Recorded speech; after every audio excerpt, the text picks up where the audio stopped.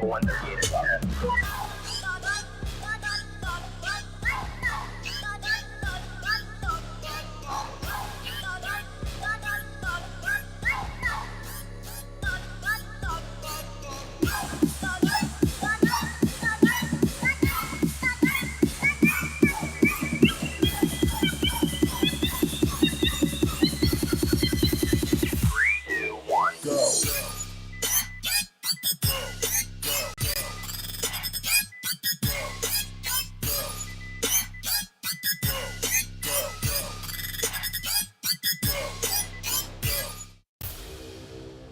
Broadcasting across Australia on Dare Media Group radio stations, this is the Sportcat Show, uncovering secret chapters, strange encounters, and the occasional technical mishap.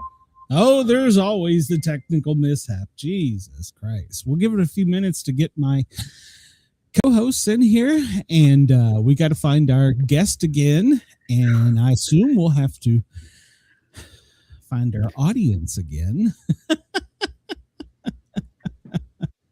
I don't know. It wouldn't even let me rebuild a studio. It went totally nuts. I know. I suspected something when it was like quiet. I'm like, wait a minute. There's not even a song. Yeah, well, I can hear my thoughts. That's not good. Well, according to YouTube, we're not even live right now. Yeah, I can't see it either. I don't know. Are we live anywhere? So if you're in the chat or if you can hear us, I know we're live on Radio X in Australia. I don't know where we are. Jesus Christ. I hate live studios. Let's see if I'm live on my channel, because I don't think I'm live on the Sportcat Show's channel. I wonder if people follow you half the time. They just live on it. Apparently, perfect. No, wait a minute. Nope, I'm not. Jesus. Even I don't know. I give up. I give up. I wonder how many people follow us just to see the technical mishaps. There's plenty of them. Well, we'll get it worked out. We'll, I don't know why it says notify me. I don't know. We're live somewhere. I'm not sure where, but somewhere. Maybe we're live on Facebook. Are we live on Facebook? I don't know. I'm not even going to bother trying. So if you can hear this and you're watching video, just come over to, I don't know where the hell to go. It'll just listen on the video. I'm so frustrated. And now it's like I think I've lost Mary Jane. So oh no. Can you email her another connection? Or another link? Did I send her this one, didn't I? I don't know. Did I? At this point, I sent like 3 links. She's probably like, who is this guy? He's some guy who don't know what the hell he's doing. That's what it is. I'm some guy who don't know what the hell I'm doing. So you are currently in the Sportcat Show. Surviving a crossbow. Yeah, but I'm not live. View on YouTube. Yeah, show me where I'm at live on YouTube. I'd love to see that. So I just saw the YouTube. I don't see us live on YouTube. Yeah, well, yeah, that's weird. I hit play and we are. Something's there. So oh, Chris found us. Where are we, Chris? Are we on YouTube? Yeah, where are we at? Tell us where we're at, because I don't have a clue where the hell we are. We're lost in digital limbo. Where are we, Chris? We can't even find ourselves. This is horrible. This guest is fun. Like, what did I ever do? Yeah, you're like, what did I sign up for? It says I got people waiting for my show. I don't know. We're just going to go back here. All right. Well, Chris is here. That's the most important one. And let me find my timer too while I'm at it, so I can at least get that going right when we go. Well, we are live. So we're on the Glenn Jackson channel. Yeah. Is it? Oh, well, okay. Well, I guess they'll find us over here. Okay. Hello there. Hi. Welcome. As soon as I hit go live, it went totally nuts. You didn't cross your toes and all your fingers. I don't know what happened. It just totally went nuts. But apparently we're only live on my YouTube channel, so I'll have to go back and fix this. So, all right. Well, let's start this over. So, everybody, welcome to the Sportcat Show. Technical difficulties and all. We are live. somewhere. We're not sure. We know we're live in Australia. That much we do know. That's funny. I can broadcast around the world, but I can't broadcast on YouTube. I don't understand. So at any rate, I'm joined tonight by JM, my lovely co-host, and our first guest, Mary Jane, or Michael, is an author. She's got several books out, battling zombies and talking about first ladies and all kinds of fun stuff. And she, neat fact, is in Spain. I didn't know that. So welcome to the show. Thank you for having me. It's lovely to be here. I'm so glad you're here. So otherwise I would be lost on the internet. So we would have to talk amongst ourselves. Well, that could be fun too.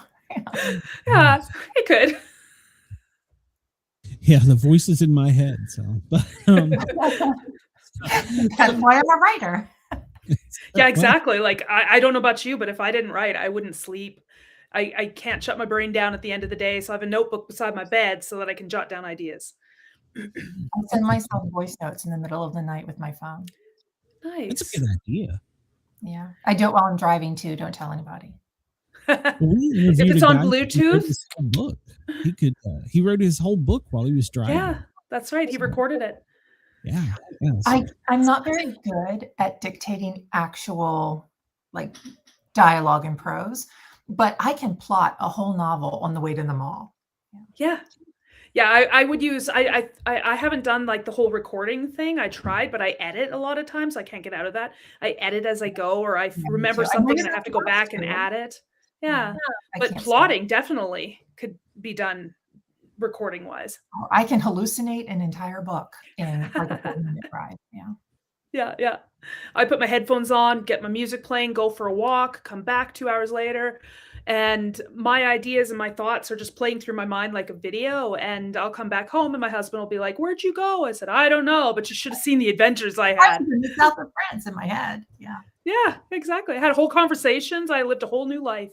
Yeah, that's why I'm a writer, because all I have to do is sit here and write down, describe the movie that's playing across my forehead. It's very easy. Yeah, exactly. And I mean, like, even though we are the creators and we're putting it down on pens and paper, they come alive and they have their own agendas. Yes, they do. I'm like, if you don't like my plots, I'm so sorry. I just work here. Yeah, I'm just the channel, the medium. I'm the stenographer. Yes, I'm along for the ride. Yeah, I'm along for the ride too. I apologize. We're all going to suffer.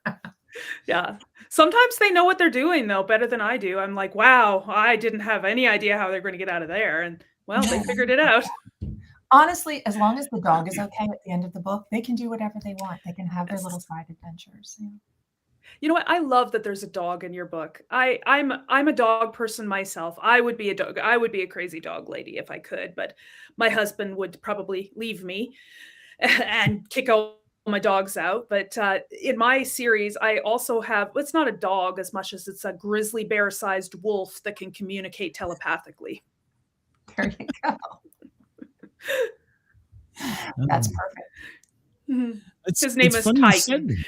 I was reading through news stories for God, I sound like Disney characters stories. Sorry, I'm hearing my voice. I was reading through news stories before we came on, and or before we started this show, and one of the stories is about a psychic by the name of Yuri. And he apparently claims that he has trained President Trump and President Netanyahu to communicate psychically. Oh, good. Maybe they'll work something out then. I wish them the best of luck. It would benefit us all if they could get their shit together. Oh, am I right, Kurt? Yeah. At this point, I don't care. Oh, good. But yeah, I was like, what? So. Yeah. I'll have to somehow incorporate that. I wonder if he's done this before or if they're his guinea pigs. Can we blame him for stuff like up to this point? Or, we should. We should. And why or why start there? Like why start with the leaders of countries? Why not start with somebody less impactful? He's what? Really impress the hell out of me. Train a cat. Mm. Well, yes. I have had a pet or dolphins. I have had a Dolphins pet are nice, I think. and I heard the they pet think about psychic sex was a lot. really brilliant. So Yeah, I remember she that. talked to a cat. It was the strangest thing. But now this guy is weird. He's got a lock of President Trump's hair. I don't know how the hell he got that because it's only like, anyhow, he's got a lock of the Cheetos hair in a bulletproof display case. What the Maybe hell is less a lock and maybe one strand. It doesn't have to be a lot, I suppose. There can't be, it couldn't be much. He wouldn't give it up. So Dear Lord. Okay. Some people need to, so maybe you can incorporate that into one of your novels. Well, in my most recent novel, the main character is a former first lady. She's a widow. Her husband, who was the president, had passed away about 2 years previously, and his vice president is now president, and he's a complete tool. She has very little respect for the current president, and she expresses that in a live forum and ends up, she was serving the U.S. ambassador to a climate conference in Paris, and she calls the current president's policies idiotic and gets herself fired from her post. How do you get fired from first lady? Well, she was at the climate conference. She was an ambassador, like an envoy.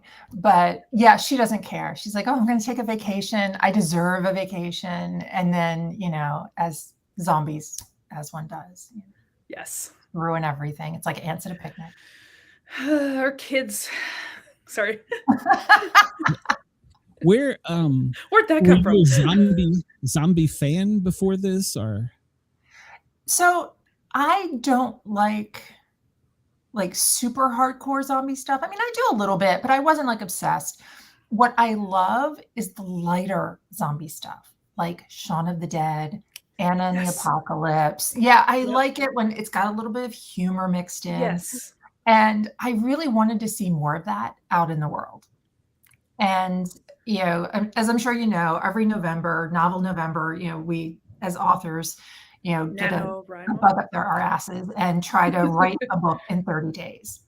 And that's what I did. I wrote this book in 30 days. It was a story that I had been playing around with in my head, and it just kind of all came together, and people like it. It's been, my most popular book so far.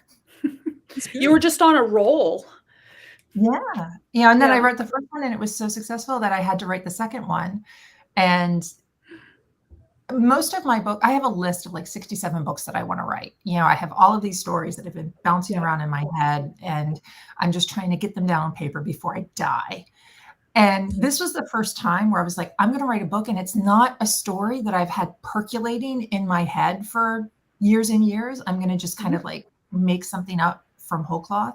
And I was pretty happy with how it turned out. And now I'm about to do it again. I'm going to do a third one because the second one has been well received. So I've already plotted out the third book. So if anybody enjoyed the first two, hang on. Number 3 is coming. So the one's your second book? That's the second one in the series. It's my 16th book overall. Ah, gotcha. I love how you can I love when a person can blend humor into like dark, serious scenes. It just sort of falls differently or lands differently, right? It's the mom vibe. The world is falling apart, but you have to laugh. Yeah. Or lock yourself in the pantry so the kids can't find you. For just a couple of minutes, and then I'll come back out. It's not forever. Just kind of go off onto your own. I think that's why I dream. And why you probably find this too. It's like we're stuck in this world that we've created, and then you start to forget that the world really exists outside of our brains, and you live a different life. The funny thing about Last Man Standing is that it was very much based on my life. Yeah. So I will admit that all of my books are thinly veiled inserts. It's all me in various permutations. That's why so many of my main characters are middle-aged white ladies. But Last Man Standing, I had moved into the house that I'm in now, and it's down a very long private road, and I've got a couple of very quirky neighbors. And at the end of the road, there was a gate. And when we first moved here, my daughter and I had this conversation about like, why is there a gate at the end of the road? And I'm like, well, if the zombies come, just close the gate. And, we're in the middle of farmland. We've got water, like we're fine. Yeah. So well, they don't walk too fast, so they probably don't climb very well. Yeah. I've been dying for a zombie apocalypse forever because I just want an excuse to have a horse. Yeah. I mean, who doesn't want to have a horse? Exactly. Yeah. Well, the CDC spent millions of dollars writing a book about how to survive zombie apocalypse. No one's read. Yeah, it's our government for you. So, and I can't let this comment go by. Chris says, "Hey Netanyahu, nobody has ever talked to you like this before. I am the best mental talker in history. Nobody has ever heard a better communicator ever." I'm gonna hire him as my writer. So, well, when I think of zombies, of course, the most recent thing is Robert Kirkman's Walking Dead. And so that's the first thing that comes to my mind. But when I've talked to people about zombies before, they always go back to like some of the 50s era zombie stuff. So you were never like in that niche. No, I love those old movies. I love like the original, Dawn of the Living Dead, Night of the Living Dead, all the Romero stuff. I used to love watching them, but when I'm writing something, that's not what I'm going to write. Most of what I write is going to be a little bit more lighthearted. Most of what I write, the main character is going to be a mom. It's like, even when I write, I also write YA science fiction, and even my YA main character is very momish. So, you're writing you said, you genuinely are. Yeah.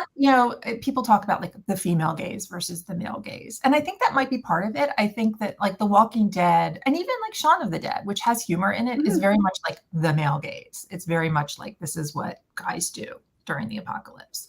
And I want to see more like, okay, I'm a mom in the apocalypse. What am I going to do? There's a great series called Apocalypse Parenting, which is actually a lit. Like it. Yeah, it's like a lit RPG. It's aliens come and turn the planet into a survival game, basically, kind of like Dungeon Crawler Carl, if you're familiar with that. But the main character is a mom, with 3 young kids. And it's like, what do you do in that circumstance? How do you survive?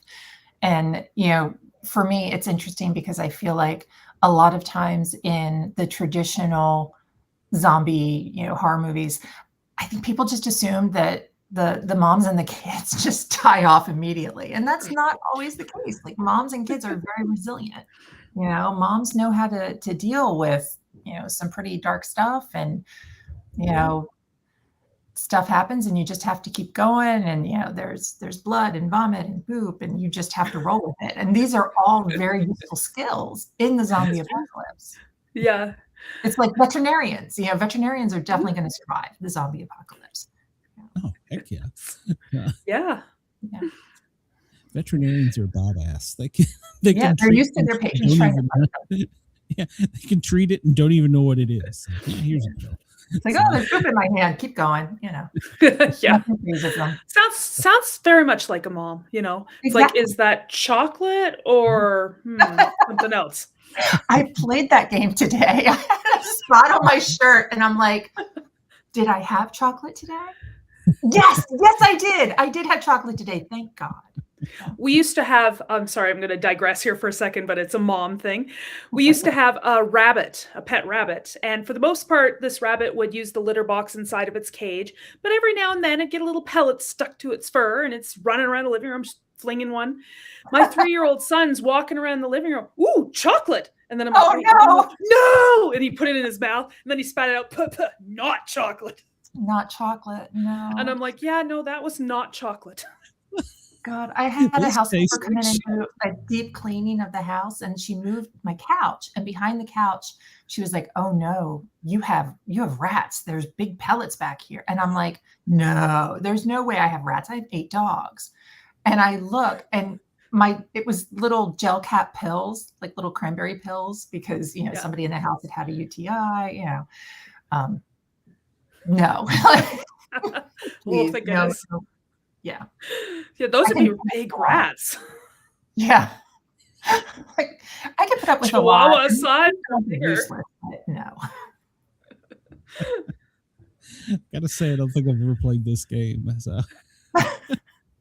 It's You don't have a great. big story? This is what I'm talking about. It's a mom thing. Yeah. Well, I was always Yeah. confused about how come the Easter Bunny is the one that's out handing out Easter eggs. I was always confused about that. So. And Maybe why it are they explains- eggs? Yeah, exactly. Filled with chocolate. Yeah. Yeah. Ew. Now that I think about it, ugh. Yeah, no. Well, think about it. We all believed in a big fairy tale. A magical, huge bunny goes around the world delivering candy that's shaped like eggs one night a year. So we all believe Santa. He's a fairy tale too. I mean, come on, a jolly elf that does this in 12 hours. So yeah. What about the tooth fairy breaking into your house and stealing your teeth? Well, there is that guy. Money. Yeah. I mean, they do pay for them, I suppose. They'll leave money there. It's like leaving a tip on the table. Sorry, we digressed a lot there. I was going to ask you, when you were writing, so you're a plotter. I got that.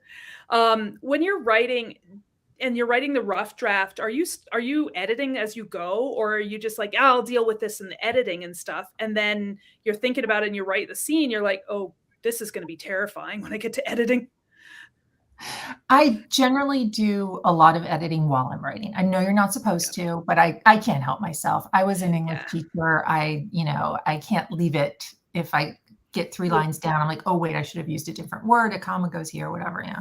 I am what I call a plantser. So I'm a plotter, but I'm also a pantser because I like that. I have an outline and I go off the reservation all the time. Yeah. And sometimes it's little things, but sometimes it is bigger things. And I have to go back and like redo the whole plot. I am right now, for the first time in my life, writing with a partner. We're working on a screenplay. Oh, and okay. she's going to kill me. If I am found dead, it will because we've plotted out our pilot episode where it's awesome. We're really happy with it. And I keep making changes as we go. And we'll just be writing. I'm like, and this happens, and this happens. She says this. And my partner is like, wait, that is not what we decided. Like, when did that happen? Yeah, It's like, I didn't decide it. It was my characters, honest. Yeah, I just kind of get in the flow and I keep going. And she's just like, no. She's there to keep you on track. Yeah, so do your ideas, and I'm going to take it, then your ideas don't come in a very organized linear fashion. They're kind of like here, and then you get to this point, you're like, oh, I need to put this in because this makes sense here. So when I first started writing, I was 100% a pantser, and I would just have like the concept of, and I had like 12% of a plan, and I would just start writing and things would just happen. But now I have kind of like a connect the dots outline in my head where I start out with like a few key scenes and I try to put them together. I'm like, how do I get from here to here? For this current book that I'm plotting, I had this really great scene and I'm like, oh, I love the scene. And I'm like trying to figure out how can it fit into this narrative. And I was not able to fit it into this narrative. So there may have to be a 4th book in this series so that I can use this scene. I have heard Stephanie Meyer talk about before she wrote Twilight, she just had in her head that picture of the scene where Edward and Bella are like laying in the grass next to each other and talking. And I was like, I get that. Like I'll have just like this one scene and it kind of all maps out from that. Mm-hmm. And, now that I'm older, I do try to have a plan going, but in the beginning, all I had was that scene and trying to get there and then get, from there to the next one. Yes. I've done both ends of the spectrum. Plus I've also become, what did you call it? A plantser? Yeah. Yeah. So when I started too, I didn't have a plan. I was just winging it. I knew where to start. I knew where to end. I knew approximately what needed to happen in the middle. And then as I've gotten into my series, I'm starting to say, okay, I need these major events in this order. And now I'm going through and I'm saying, okay, this chapter, I need to have this point discussed. Everything else can be filler. And then this chapter, I need to have this point discussed, and everything else is filler. So I still haven't found my own method, but and sometimes I'll have a great idea and I'm like, okay, if I do this, then I'm going to have to go back in at least 2 chapters and put a reference to it. You have to drop the breadcrumbs. So I do trip myself up all the time. Yeah. Is your current novel or your series in present day? Primarily, yeah. It's so the nice thing about writing at this time in history is that I could put it 20 years ago, 40 years ago, and there wouldn't be a huge difference because we're in this weird phase where like you could pick somebody up from 1980 and drop them in today, and like, people wouldn't stare at them walking down the street. Things are just kind of weird now. We're in like, whatever, the postmodern period. So I don't worry too much about kind of where I'm set. There are some references to things like climate change and, pandemic preparedness and stuff like that. So. Did the zombie apocalypse happen because of a pandemic, or do you want to say?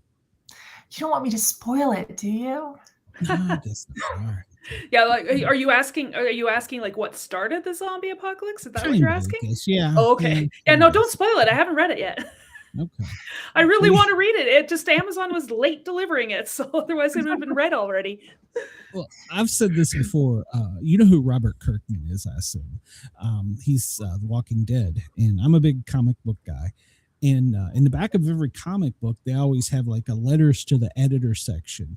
And somebody asked him in one of the episodes or whatever the editions if he had a way of figuring it out. They were like trying to get something out of him. And his reply was, yeah, I think one day Rick's going to wake up and realize it was all a dream. And that pissed everybody off. There was so many people pissed off. See, yeah, Rick's going to wake up and go, it's a dream. Yeah, don't do that. Yeah, that would be bad. That would be very bad. But yeah. Or maybe he was misleading them so that everybody thinks that that's what's going to happen. I don't know. I haven't seen the end of that one either. Well, is there an end to The Walking Dead? Yeah, I guess these shows go on way too long. They lose me. Yeah. Exactly. At some point, there can't be any more zombies. We had to have eliminated them all somehow. So, you would think, yeah. Yeah, well, yes. When you were writing, and obviously you had to do some sort of research and stuff, and just kind of like thoughts in your head to organize them and stuff. What kind of rabbit holes did you end up going down? So for Last Mom Standing, because it is very literally based off my life, I didn't have to do too much. The main male character is a police officer in Richmond, and I decided he's a bicycle cop. So I did have to go down a rabbit hole, like, what do they wear? Can I put it in cute little shorts? What kind of bikes would they have? I did go through a tangent on that, and I will make a little folder and I'll like grab pictures of all of the things that I'm referencing so I can go back and look at them. Nice. So that was fun. Yeah. Did you do much like investigating about the White House or stuff like that? Or was this pretty much far removed? This is pretty far removed. So, my books are not kind of like, let's save the world. They are, the world is dying over there. We're going to stay here in our little bubble and we're going to figure out a path to happiness. My books always have happy endings. So, in the apocalypse, the path to the happy ending is, the world has collapsed around us, but we have our little found family and we're going to be just fine. And chickens. But you gotta leave something open for, and chickens. You gotta leave something open for another book though. So it doesn't end happily ever after in that book, but it kind of continues on, or is there unanswered questions? They all take place at the exact same time. These books are not sequential. These books actually take place at the exact same time in different locations. There is one like character crossover in between the books. So the main character of Last Mom Standing is Jane. And she is newly divorced. She's just moved out of Richmond to this little house in the country. And during the course of the book, not a spoiler, her kids mention, oh, dad is going to Paris with his new girlfriend / secretary. And in the second book, we see the ex-husband because we are in Paris. So Okay, got it. that's kind of the little crossover. And in the third book, one of the characters, has someone we've seen in the first book is going to be the main male character in the third book. So Okay. yeah, but everything Well, happens. that's interesting. I like that. Then you get to see things from a different perspective. Yeah, it's like what's it called? The one where they have to be quiet because the alien monsters. What is that? Emily Blunt's I know what you're husband. talking. Yeah, I know what you're talking about. I can't. What is the name of that? Now it's going to bother me. Quiet Place. Yes. Yeah, and that they've got the first day one, which is what's happening in the city at the same time. So it's kind of like that. Mm-hmm. But I mean, like if you watch television shows, or there's even some books that are going on. I know that there was one of the books. I know Game of Thrones did this, and Tommyknockers did this, where it's almost like they have different chapters for different people, and they're all having these coordinating things are happening at the same time. So it's kind of like instead of doing stories within a story, you're just doing them as separate so that you can focus solely on them. Exactly. Yeah. And there's a little bit of crossover in both books. Kind of the characters converge. So there's a little bit of what's happening here, what's happening there, as they're kind of on the way to the same place. Mm-hmm. Yeah. Oh, that's nice. And then they can kind of like fill each other in on what's going on, or their backstory if you've read it, and you kind of any inside jokes that you plant in there. So I'm not going to tell you. It's a spoiler. So Okay. Both books to find out. Don't tell me. Yeah, don't tell me spoilers. People who have read both books are happy. Leave it that way. Yeah. I like it. What I've noticed that a cast iron frying pan plays a key role. How did we get to that? You can use those things for everything. Absolutely. It makes a lovely weapon. So, the former First Lady does end up taking her vacation in this cute little charming bed and breakfast in the south of France. And that's where she is during the apocalypse. And, they start to have, they're a little insulated, but they start to have these interactions with the zombies. And during one, she's in the kitchen, she looks out the window and she's like, oh shit. And cursed again. I keep trying not to. And she's in the kitchen. She grabs the cast iron frying pan and she runs out the door. And her, person that she's with grabs a rolling pin, and the two of them are just, wailing. A very Shaun of the Dead. I love it. Yeah, it's very Shaun of the Dead. Yeah. It's not like Negan in his bad. Okay. Did you? From Walking Dead, sorry. Nice. Did you ever get to any scenes in there where you're like, wow, that escalated fast? So there is a scene which was literally supposed to be the climax of the second book, that when I came to that scene, I was like, okay, I wrote it. I was like, well, that was not how I intended that to go. But, let's move on. I think it works. And, it's one of those things where when you get to it, you'll absolutely understand it. It's like this epic, oh my God, it's absolutely this scene in Raiders of the Lost Ark when Indy pulls out the gun. It is very much like, the guy's like doing his moves. Is that what you're talking about? Yeah. And he's like, I think oddly enough, he had food poisoning or he's sick or something in that scene.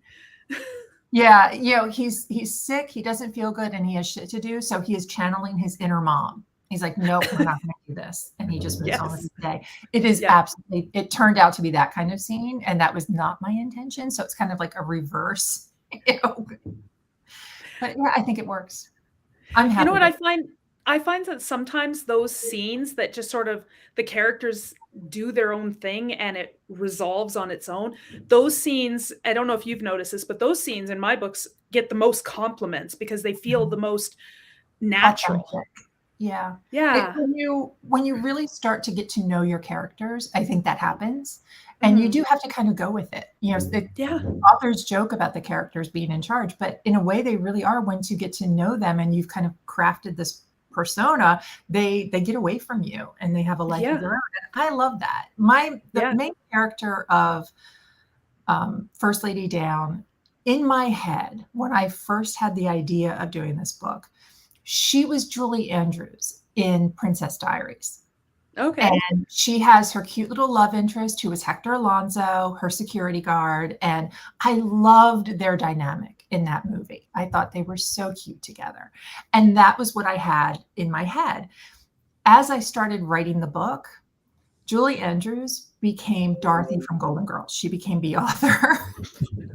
And I was like, well, here's another self-insert because I am way more of the author than I am a Julie Andrews. And that is who she became. And, you know, I think it worked. In the end, I didn't have any choice. I'm just along for the ride. But I do like how she turned out. Yeah, because they grow too, just like children. You know, and they grow and they develop. I know there's been some times where if I just let it go, and it'll either take me to, and maybe you've experienced this too, and you can attest to this, but you'll either go somewhere where you're like, wow, that was amazing. That came out of my head. Or so what is wrong with me? That came out of my head, you know? Sometimes every now and again, I get one of those. And usually even when I'm like, oh, wow, that came out of my head, like I'm still protecting myself. I have to admit, I am one of those writers that I go back and I read what I wrote and I'm like, oh, cool. Like, where did that come from? Like that. I joined an art project called Bait Switch, which is a really awesome project. What they do is they have a theme and they give it to an artist, and it can be it can be a writer, a painter, a poet, a chocolatier, a seamstress, a dress designer, like any kind of artist. They give them the theme and they create something. And then they take that creation and they give it to the next artist. They don't get the theme, just get the creation. And you create something based on that creation. It's like a game of telephone. And they do a series of 6 artists, and then they publish it in a book every quarter. And the creation that I got was this patchwork dress that was, you know, made out of pieces of other articles of clothing. And my first thought, I kind of sat with it for a little bit. And my first thought was they cannibalized a bunch of different outfits. Ooh, cannibalism. That's a theme for a story. That's a good writing prompt. And then I was like, but it's so pretty. The dress that they've created is just lovely. You know, it's like pink and delicate. So I'm like, it's pretty cannibalism. Ooh, vampires.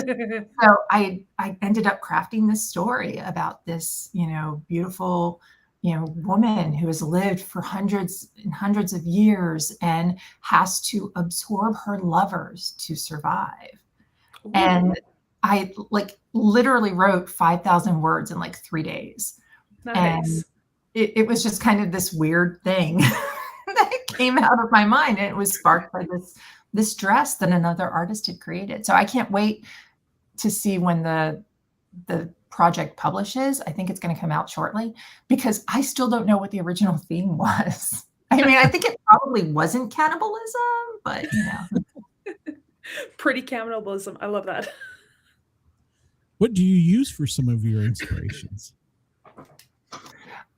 So I hallucinate. Okay. First time I've heard that on this show. So. Okay. I will be just driving down the road and all of a sudden I'll see somebody standing by the side of the road and my brain will just craft an entire backstory for that person and then proceed to basically put them into imaginary situations to torture them for my amusement. And those become my stories. I can't remember who it said, but who said this. I think it might've been Stephen King, that if he didn't write, you know, like if a person, you know, you're thinking these thoughts and stuff, it's a good thing you write. Otherwise you might do. Seriously though. Yeah. Or something along those lines. I can't remember the exact quote, or even if it was him that quoted it. No, that absolutely makes sense. And it is lovely to have an outlet for all of these really weird stories that I have in my head. I have the most bizarre dreams, and I'll wake up and I'll just write them down, and I look at it later and I'm like, is this why I can't take drugs? Because Ooh, that would be some interesting stories, wouldn't it? You're like, I feel like we're kindred spirits, because a lot of the things that you're saying are things that I've done too. It's just, I've had vivid dreams. I wouldn't call it hallucinate. I call it envisioning and imagining, creating worlds in my head. Yeah, sounds a little less, something you should be medicated for. Yeah, exactly. A little less frightening. It's not a psychiatrist diagnosis. What's kind of neat. Now, do you do, you mentioned earlier you did science fiction. So what type of science fiction, and how do you get science fiction type stuff? So I love science fiction. I am so excited for Project Hail Mary. I can barely control myself. I cannot contain my excitement. But I've always loved science fiction. My dad loved science fiction. So when I was growing up, those were the books that so my mom would give me romances. My dad would give me science fiction. And, I ended up really messed up because of that. I don't know. But my first really serious short story that I finished as a teenager in high school was about this girl whose dad was a Marine, just like my dad. And she's living with her mom, and her mom passes away, and they send her to go live with her dad, who is a space Marine stationed on a space station. So she's this, basically a farm girl who is sent to live with her dad, who she hasn't seen for a very long time. But she's very much like him. So, she goes into the space station and she ends up living with him. And a lot of the book is really about, kind of their relationship. And then I killed him off. And, she has her own adventures.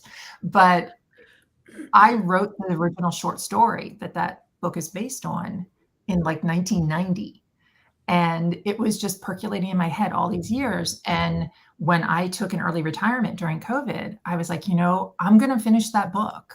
I literally had my old printouts, which were on printer paper that was attached at the seams with the little rails on the side. It was so old. Dot matrix, yeah. Yes, yeah, it was a dot matrix printout of my original story. And I just sat down and I wrote the story very quickly in, like 40 days. And, my daughter at the time had also just written a book. It was she wanted to get a nose ring. And I told her, if you write, she's a writer as well. I'm like, if you commit to writing 1,000 words a day, every day for 30 days, you can have a nose ring. And who the hell ever thought that she would do that? She's your kid. So my kid now has a book and a nose ring. But once my kid had a book, I was like, well, I can't let her get ahead of me, damn it. So I decided to finish my book, and, I published it. I wrote the sequel, and I really love it. It's a trilogy, and the third book is plotted out. But in the meantime, I've written all my other books, and the YA sci-fi just hasn't picked up as well. So I will eventually write the third book in that series. But for now, at least, I'm going to ride the middle-aged woman fighting zombies wave for as long as I can. Do you find that every book has a feeling and a mood, and you have to be in that feeling and mood in order to be able to write it? Oh, absolutely. Yeah. I do tend to switch a lot between projects, and I need to not do that because it does throw me off. When I switch between projects, when I come back to the other project, I end up having to sit down and read through everything to get back into the headspace of not just the world, but the characters as well. Mm-hmm. Yeah. You know what? Sometimes I come up with these ideas for scenes, but they don't fit into the book that I'm actually writing, but I really want to write the scene. So I have a whole document on my computer. It's just scenes that I've written that are waiting for books to put them into. so Oh, that it yeah. gives me that chance to do something different. Because I think sometimes we just need that difference, right? Mhm. And then I come back, it doesn't take me that long because it's not a whole book I'm writing, it's just a scene. And then I come back and I can continue on where I left off. Yeah. I love writing prompts. So I have Mhm. all of these little scenes that I've written that I want to turn into books someday. Mhm. These little vignettes that, are so perfect and need something around them. Yes. So will they all fit in this genre, or have you ever wanted to venture out and try some other type of genre? So I write nonfiction, sci-fi, romance, action adventure. I've got a spy series, my zombie books, and middle grade gothic. And I also wrote a comic book at one point. Nice. So I write a lot of different stuff. Yeah. What type of comic book? Sorry, I'm a comic book nerd. It was about a dog. It's called Good Dog, and it is about it's basically about a dog who had a little boy, and when the dog died, his little boy had gotten into trouble, and his little boy didn't go to heaven. So the dog refused to go to heaven without his little boy. Aw. He's a ghost. So he's a Great. ghost dog. That's great. How the heck did you come up with that idea? That's great, but So that actually was inspired by a poem that I wrote for a writing contest. So yes, that I had to write a poem, and I forget exactly what the prompt was, but it was something about, you have to write a poem, a 600-word poem, like poetic story, rhyming story, about a ghost. And I was like, oh, I'm having a dog day. I'm just going to write about a ghost dog. And that's what came out of that. And I loved the story so much that I decided to illustrate it and turn it into a comic book. that's great. Nice. You sound like you challenge yourself frequently. Is that? I've picked up. Not by choice. Challenging. Like my brain challenges me. Okay. You can't grow unless you do. So, is there anything challenging? I mean, do you skydive too, or is there? Oh God, no! I'm afraid. I'm 6 feet tall and I'm afraid of heights. I hear you on the heights thing. No ladders. You do challenge yourself. So, you're writing the screenplay, so you're dipping into that genre too, kind of. It's kind of like a separate genre too, because it's kind of like a comic book, isn't it? Where you've got to write how you want the scene, and then you got to write the story too. Is that? So, luckily, I do have a writing partner who has experience with screenplays, because I am just kind of doing my thing, and she is my guardrails. Yeah, she is keeping me on track. Interestingly, the screenplay is also a book idea that I had years ago. My favorite book that I have written is my middle grade gothic. I wrote it under another pseudonym, Michael Horvath, and it's called Sharptooth, and it is about a little girl who is feral. She's, alone in the forest, and she's a vampire. But she doesn't really know it, because she's basically, she's been abandoned in the forest, and she's kind of raised herself. And one day she wanders into town, and she meets a little girl who's in a walled garden who is terminally ill, and they become friends. And I love this story, but it is actually the book that I've made the least amount of money off of. It's just not been like commercially successful. So I've had other similar, middle grade gothic ideas, because that is one of the genres that I really enjoy. And I kind of shelved those. I put them aside. And when my partner and I were looking for an idea to work up for this pilot concept, I offered one of my middle grade gothic ideas that I had abandoned. And it is, it's kind of Wednesday meets Buffy the Vampire Slayer meets Miss Peregrine's Home for Exceptional Children. Like it's kind of a mashup of those kind of concepts, where it is a mom and her kids who inherit this old house, which they do not realize has been used as like a paranormal orphanage. And it is full of these orphans from, different types of monster clans, like vampires and werewolves and gargoyles and things. And the family kind of takes on the hereditary responsibility for caring for these kids and finding their homes. they've all been displaced for one reason or another. And, kind of uncovering like the political intrigue and the family mysteries and the secrets, that led to these things. And I had decided that it wasn't going to be kind of successful as a book series. There's just, people always point at, well, Harry Potter. I'm like, no, there's one Harry Potter. It's really hard to have a successful middle grade book series. But for TV, we're having a moment where kind of the middle grade / YA gothic, horror with a little bit of comedy is popular. We've got Wednesday, we've got the Buffy revival. So I'm hoping we'll be able to do something with it. I think it's a fun opportunity anyway to learn kind of a new aspect of my craft. Sometimes when we write something too, it's just not ready for that moment. Like, for example, the old Charlie Chocolate and the Willy Wonka and the Chocolate Factory, when they made the one with the original movie. Gene Hackman, yeah. Yeah, that one. At the time, it was a flop, but then Gene Wildman, I think, right? Yeah. Is it Gene Wildman? Yeah. But at the time it was made, it was a flop.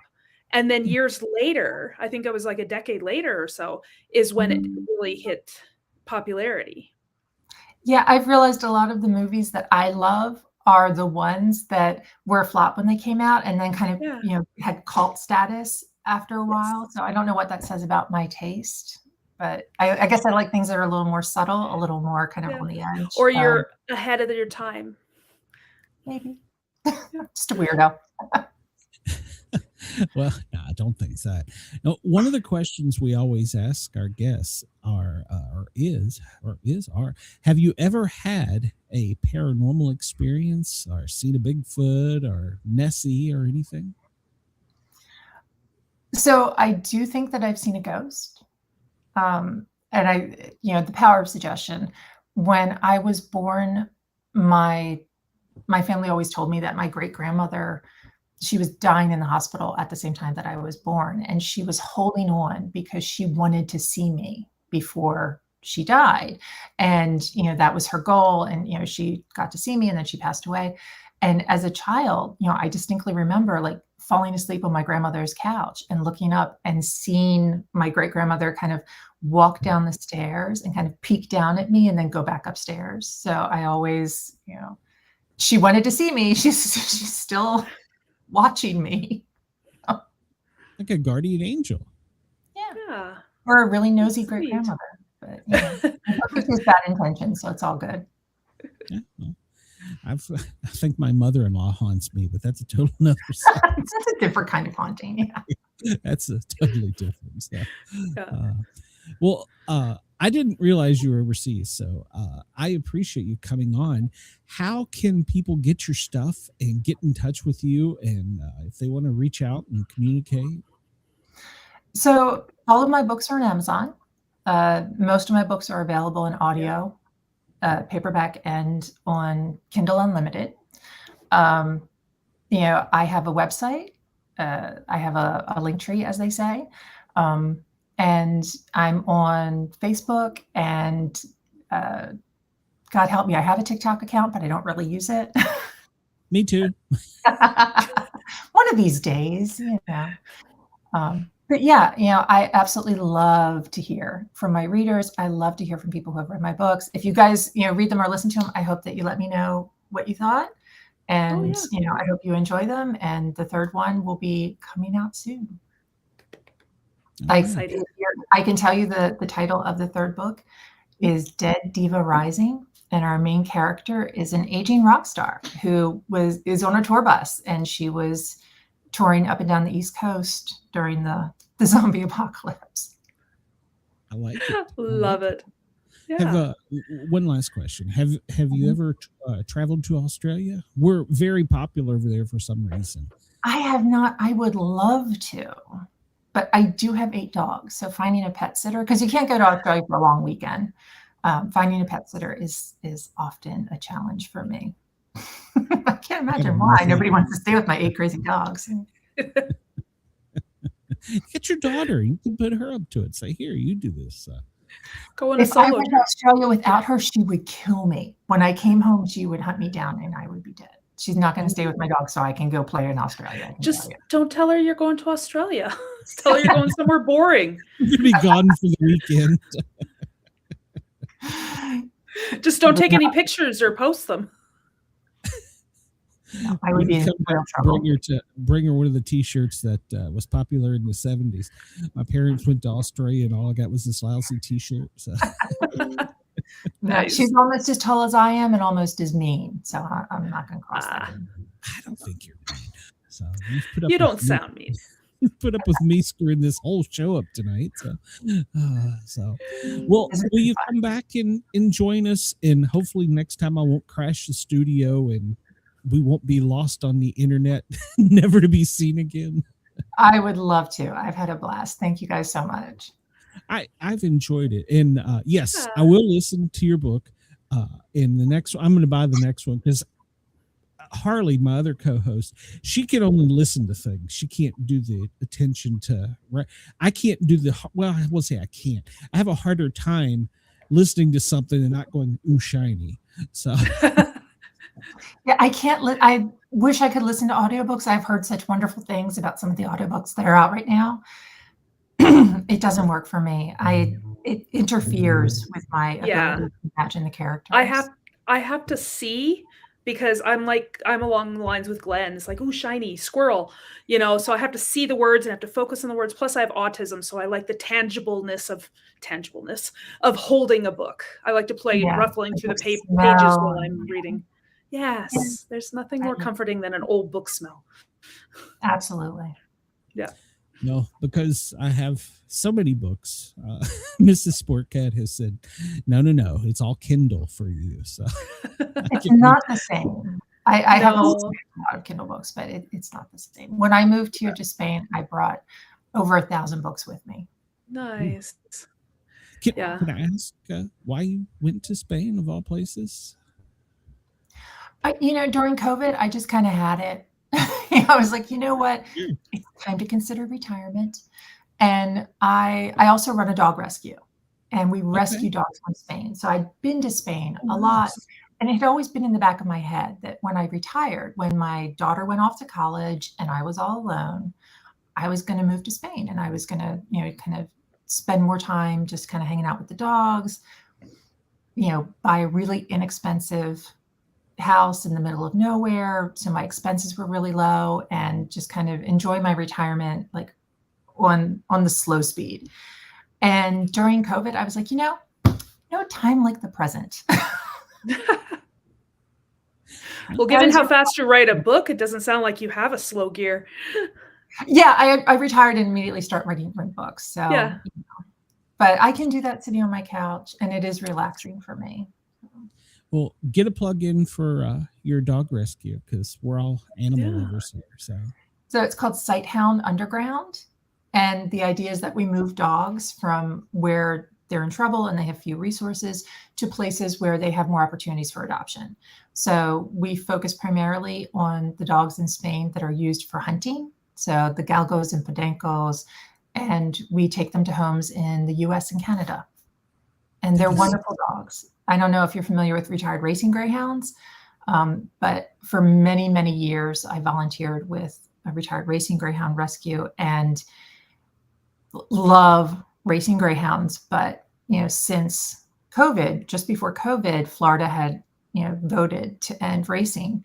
And during COVID, everything just stopped abruptly. And it was declining before then, but since COVID, there just are not a lot of racing greyhounds at all anymore. So people like me who are kind of addicted to tall, skinny dogs were looking for a similar type of dog. And the galgos are basically Spanish greyhounds. Nice. So the racing greyhounds in the US, there aren't a lot of them anymore, and there are a lot of people who want to adopt them. So they're in kind of a pretty good situation with the adopter to dog ratio. The greyhounds, the Spanish greyhounds that are in Spain, the Spaniards don't really like big dogs for the most part. They don't see them as inside dogs. So they don't have a lot of opportunities for adoption.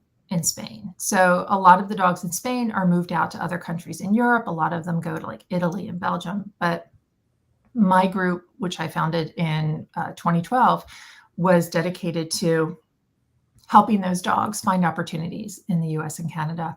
And we've placed over 1,000 dogs. So. That is great. That is great. Thank you for doing that. We all are animal lovers. My mutt Ginger, she was rescued from Hurricane Katrina. So I guess she got lost, or maybe she was a stray down there and they brought her up through Georgia. And I was like, hey, I want her. So, well, I mean, it was one of those things. I saw her, she saw me. It was like, she's going home with me. So, you know what I'm talking about. Yeah. That's how I got involved in the dogs in Spain. I saw a Facebook post with a picture of a Spanish galgo who had been rescued from this really bad situation. And I saw her, I was like, oh, I want that dog. That's my dog. And then I read the information. I was like, oh, wait, that dog is in Spain. But I couldn't get her out of my head. I absolutely gotta go traveling. 2 weeks later, I finally was like, I need to have that dog. And I figured it out. It was not easy. But once I figured it out, I was like, I can do this again. And I did 1,000 times. I love that. Well, you've helped puppies and you've helped people, because animals do so much for us. The dogs, they lower our blood pressure. They're good companions. I mean, I could go on. So yeah, thank you. That's amazing. I'm glad we heard that story, because that I don't know that I would have picked up on that. So thank you for doing that. So send me your link tree. I'll post all this stuff in the show description. It will be online where you can find it. So if anybody wants to help you out or maybe adopt, we can get you two in touch. Awesome. Absolutely. Thank you so much for having me on. I really appreciate it. Thank you. I do appreciate it. It's lovely. And we will have you back, and we will talk more. So I think we could probably book you for like a 2-hour show. He's got so much going on. So I can ramble. That's why I started this. So. All right. Well, have a great morning, I guess, over there, and we will talk to you soon. All right. Awesome. Thank you. Bye-bye. Right, bye. Okay. That was great. Yes. I know it started off a little rough and we got behind. We're running behind. But that was great.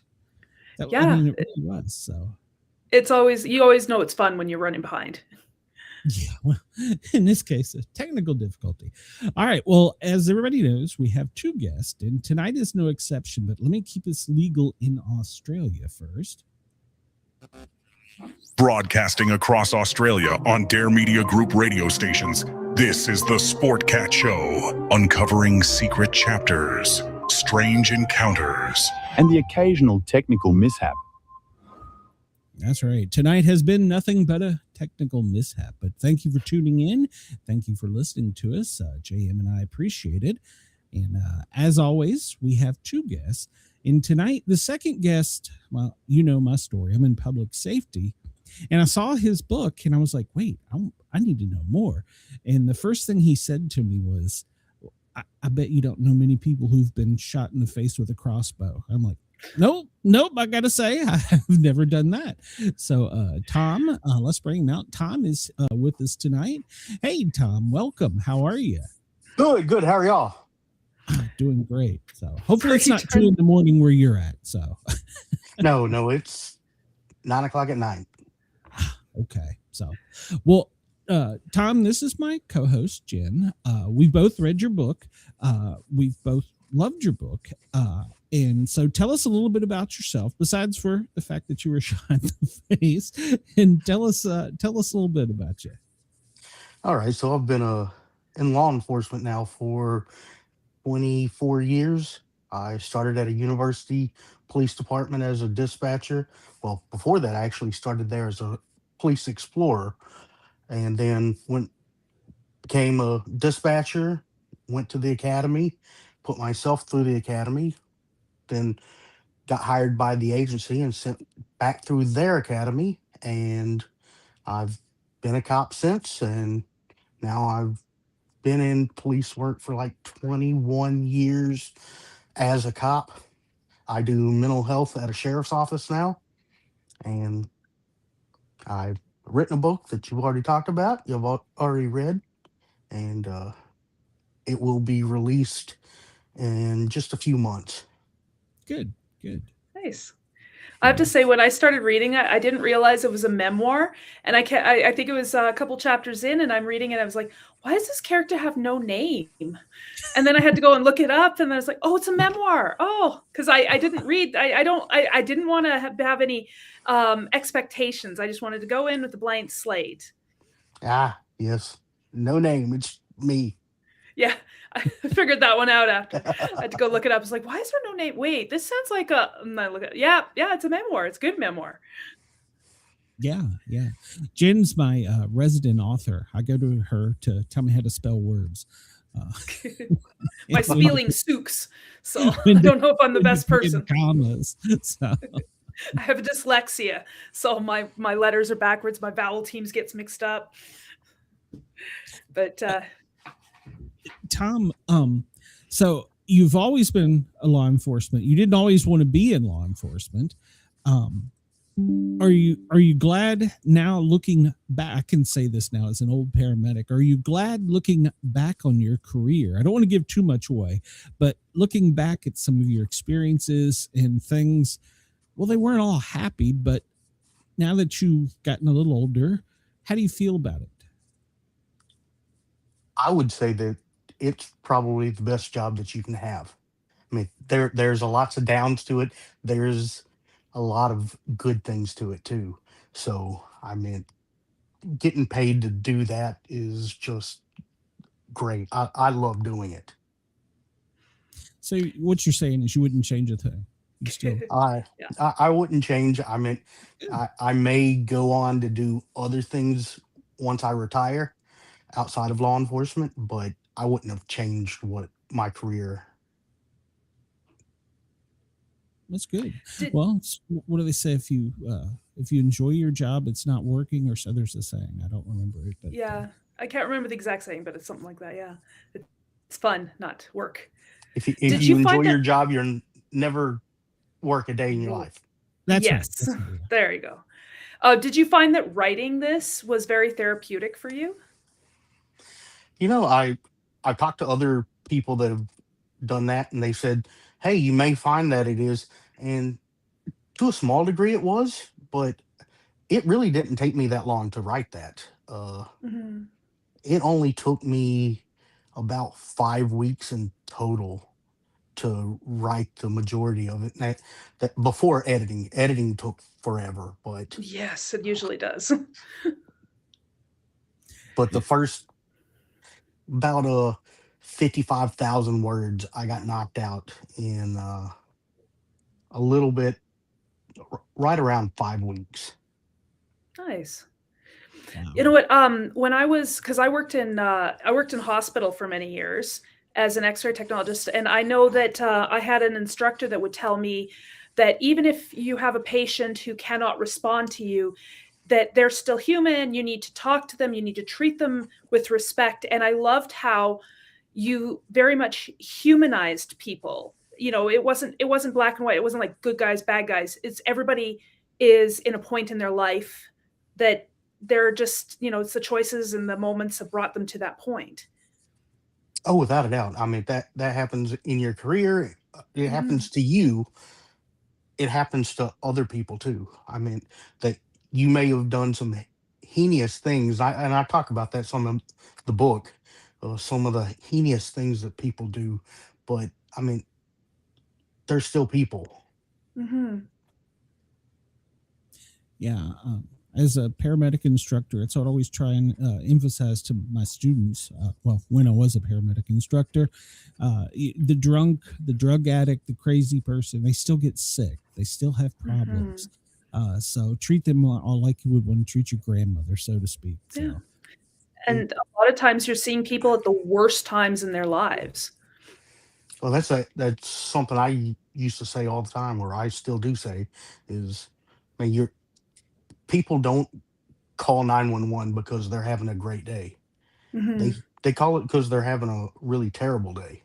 And when you're going to 10, 12 of those calls in a day, you're getting inundated with all the bad stuff. You have to still focus on the good stuff. And Yep. luckily, in the mental health role that I am now in, I get to go out and see people on their good days too. So Yeah, that's very rewarding. I know, I used to say it's like, no matter how bad my day is, all I have to do is go into work and have my patient come in for barium enema. Their day is 100 times worse. oh Yeah. I feel much better about my days when somebody else is going through that. oh yeah, that just Yeah. doesn't sound very good. No, The no, show's it's not. more different, that's for sure. Some days are worse than others.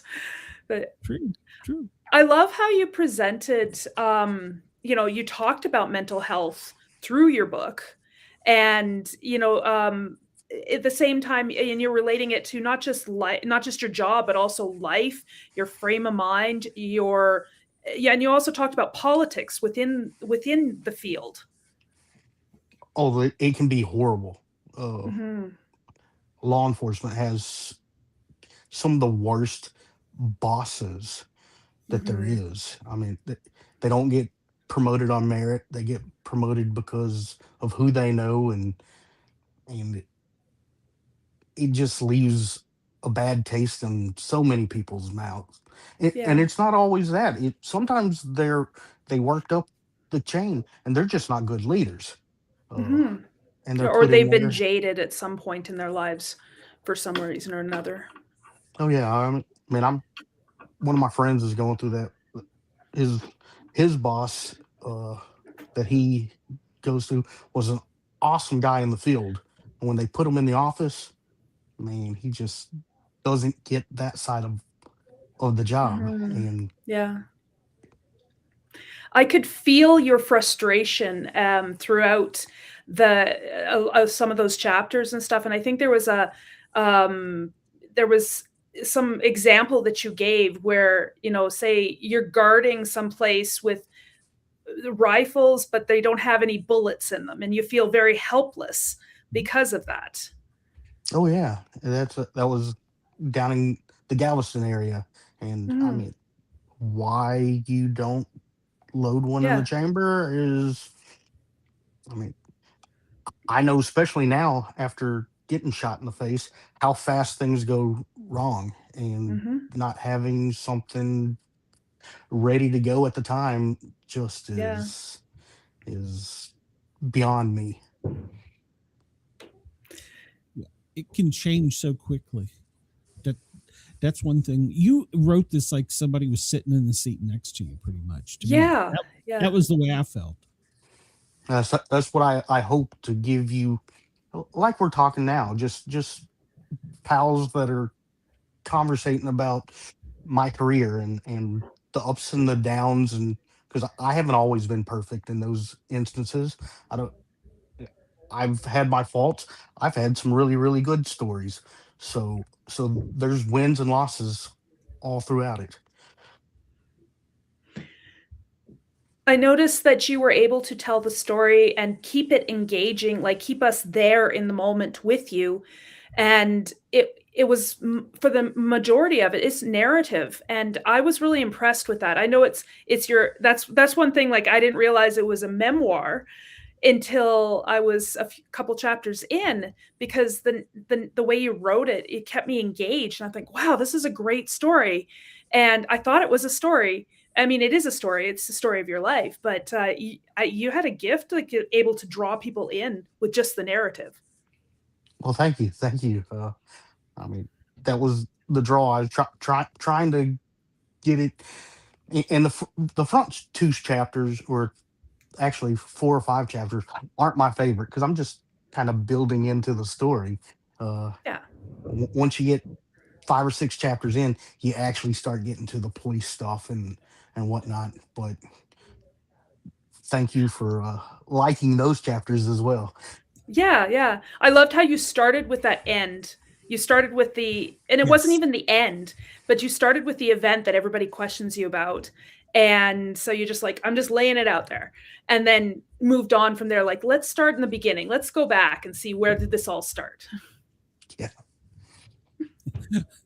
I call that, what horrible moment in my life brought me to this place. Yes. Yeah, I love it. That actually that was my second rendition of the part. I actually first started with the time that I got fired from the police department, and that was my first chapter. And I talked about that, and then after talking to some of my editors and whatnot, they were like, "We really think that you should put the Crossbow story up front and start Because it it that way." grabs, it grabs the attention. Like, whoa, wait, because I hadn't heard your story before, and so when I saw that, I was like, whoa, really, Crossbow? It's like, that's all he had. Yeah, That was my thoughts to begin with. So the backstory there, and I don't know if I put it in the book or not. The guy was a felon, convicted felon, so he wasn't allowed to have firearms, but you are allowed to have crossbows.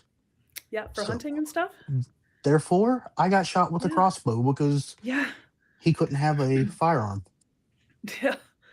I mean, my brother. Oh, go ahead. I was just going to say a homemade crossbow on top of that. Yes, yeah. Well, my brother did prove to me that you can stab somebody with a piece of paper if it's folded well enough. So it's okay. I kicked him in the butt. He got in trouble for that one. As a child. I had 4 brothers. There was one of me. I had to get really good at kicking them in the butt. prison shanks and all that.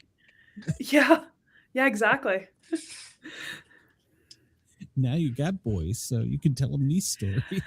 Yes, well, at least I knew what I was getting into. I'm the oldest of 5 kids. I'm the only girl. I was hoping for a daughter. I have 2 young sons. At least I knew what I was getting into. So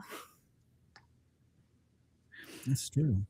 I'm going to ask Jen a question because you're in Canada, so it's a little bit different. Have you ever had any encounters with law enforcement in Canada that were good or bad? Well, wait a minute. Don't tell me if you're a felon. I don't want to know that. I'm not. Okay, good. But I mean, so I want to compare to like us. Yeah. Gosh, I think the only time I've ever been pulled over was my driver's license expired on my birthday and I didn't notice, and I got pulled over like 10 days after. And it's like, oh, your driver's license is expired. I'm like, I didn't even know. I was like, okay, thanks. I'll take the birthday present ticket. I am so sorry. And then I run, quickly but that was the most. I've only ever been pulled over once. So did his stories to you sound any different than how law enforcement will be handled up there? From what I've heard for the, when inmates are brought into the hospitals and just some stories and stuff that I've heard from talking to the RCMP and the local police, and then they bring in people and stuff. No, it sounded pretty typical. So I think it's, people have bad days here just like they do in your neck of the woods. Well, and that's what I wanted to bring it back to Tom. I wanted to say, I think our job, and let's say just as public safety, is almost kind of universal, because we do, like you said, if somebody's having a bad day or it's the worst moment, they're calling 911, whether, they've cut their finger off or there's a bad guy breaking in the house. So I think it's kind of universal, but the spin that you put on it with the humanization and that you're my partner in the right seat with me, kind of brought it out that we're just like everybody else. And it's the same thing we do around the world. Yeah. Like you humanized the people that you're encountering, but you also humanized you and your fellow officers. Oh, that's exactly what I tried to show is that we're human. They're human. I mean, I have a job to do, which is to go out and enforce the law. But I mean, I've broken the law too. I've been pulled over. I've let my driver's license expire. Well, maybe not. I get emails telling me we don't when it's about to expire, and they send you a piece of mail out like 90 days before it expires saying, you might want to go and come in and get this taken care of. But registration stickers, stuff like that goes out all the time. And Yeah. we've got to be able to put ourselves in their shoes. I mean, Hmm. what if this was happening to you? Do you want you to be treated that way? It's the golden rule. Treat others the Right. way you want to be treated. Now, Yeah. how quickly, when you have an encounter with someone, good or bad, can you get in their shoes, so to speak? Oh, well, I mean, typically you almost always have a preconceived notion about what's going on, whether that's good or bad. I'm not trying to argue with that, but that's just a human response. You see somebody speeding down the road and cutting people off, you're like, okay, we're gonna go stop them. Uh, Yeah. we're probably gonna write a ticket. But then you pull them over and find out that they're headed to the hospital because their child just died or is fixing to die or whatever the story is. It brings, it's like, okay, there may be some mitigating factors that I don't need to write a ticket for Mhm. this offense. Just tell them to slow it down and whatnot. Not saying that people can't lie, because that happens to us too all the time. Mhm. Go ahead, Jen. I cut you off a minute ago. Sorry. Oh, no, that I was, oh, you know what? I was gonna say something and it totally drifted away. I was gonna say I can empathize with your it came back really fast. I can empathize with your frustration because I would see patients in the hospital too, and I only get to see one aspect of their care. And I don't ever see if they survive. I mean, very seldom do I ever get to hear the end result of did they pull through? Did they pass? Did they, have to have surgery? Unless they come back to me and for rechecks and whatever. So I could empathize with your frustration as far as that goes too. Like you don't get to see the other end of it. Oh yeah, that's for the first 15, 18 years of my career. I mean, you never Mhm. knew what the outcome is. I mean, you went out, you took and put somebody in cuffs, you put them in jail, and then you don't hear about the cases because 95% of our cases are pled out anyway. Yeah. So you're not going to court on them or anything. It's just, okay, it, Eh, I did this something and something happens. Who Yeah. knows what? And I mean, like that in itself is a real morale downer, not knowing if you're actually doing good for people or not. Yeah. I mean, in my early careers, I would, because of the invention of the internet and whatnot, you could get on and kind of follow cases and kind of know Mhm. what happened, but you never saw these people again. Yeah. It was like, whatever. Of course, that was working at a university, so there was a lot of transient traffic coming in and Mhm. out. Uh, it worked a little bit different when I moved to the county, and you kept on seeing the same people over and over, Smaller. year Yeah. after year. Uh, You know what? I had no idea that universities had their own police force. Like, I don't know if they do that here, but I had no idea. So I was really intrigued. I was like, wow, is this and it sounded like it was completely different than actual like outside of university law enforcement. Or maybe it was just that department or just that university itself. So, at least in Texas, it's not like this around the whole United States, but Texas, pretty much every campus has its own police department.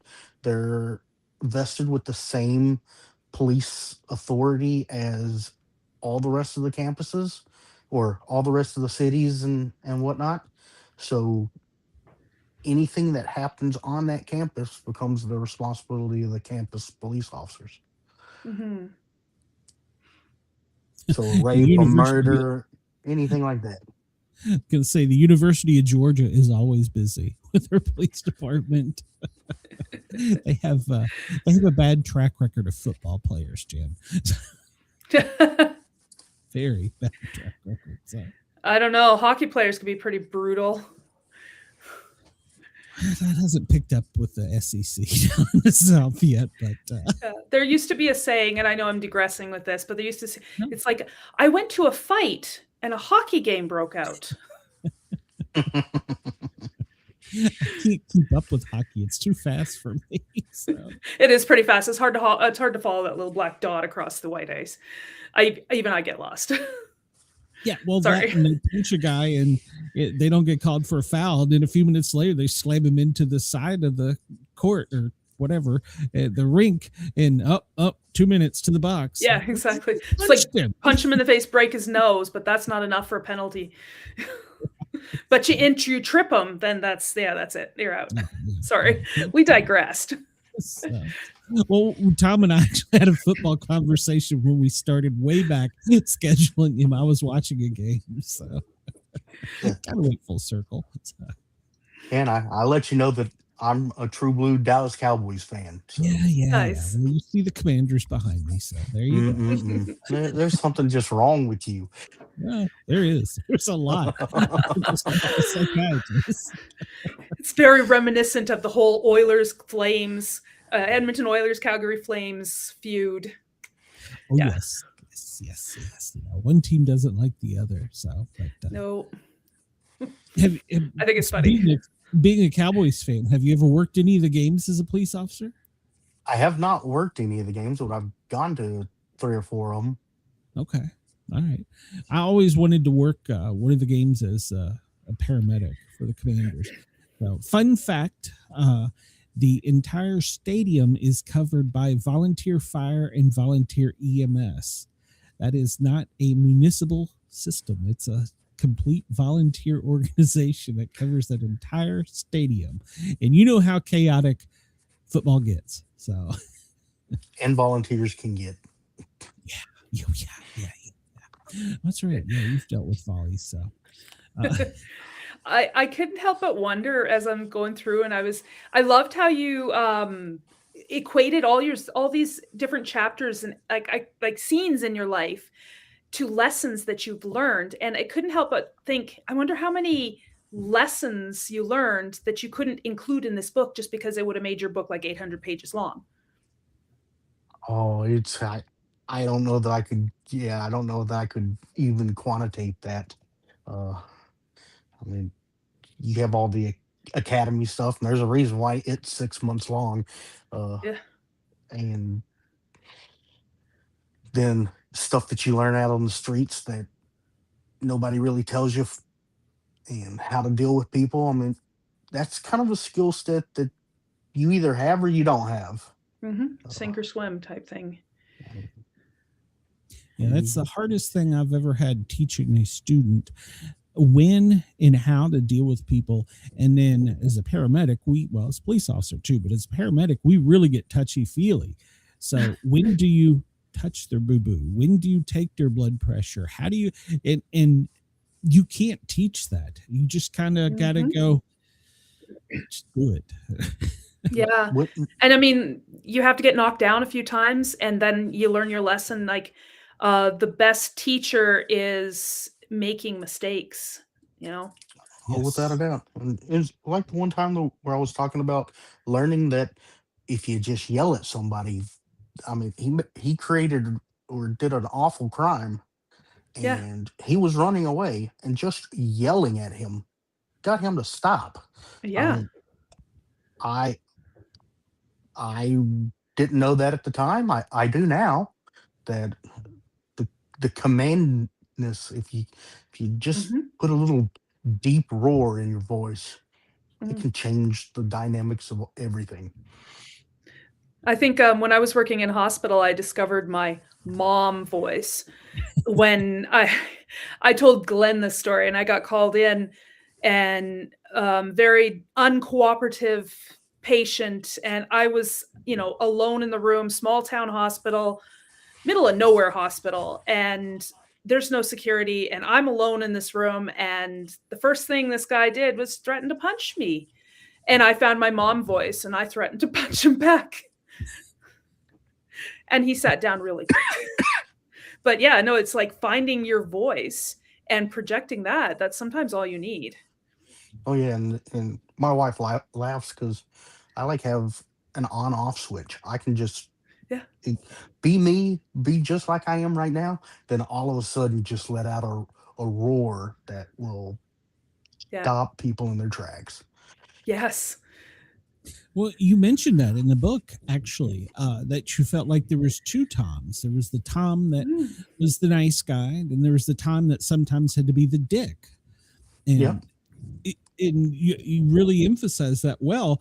And a lot of people don't realize that and I'm going to generalize here once again, we don't go out to make you have a bad day. I want to go home at the end of the day just like you. But sometimes you pushed it just a little far. Oh yeah, especially when Yep. something happens to us, or you almost caused, or you did cause something to happen bad to somebody else.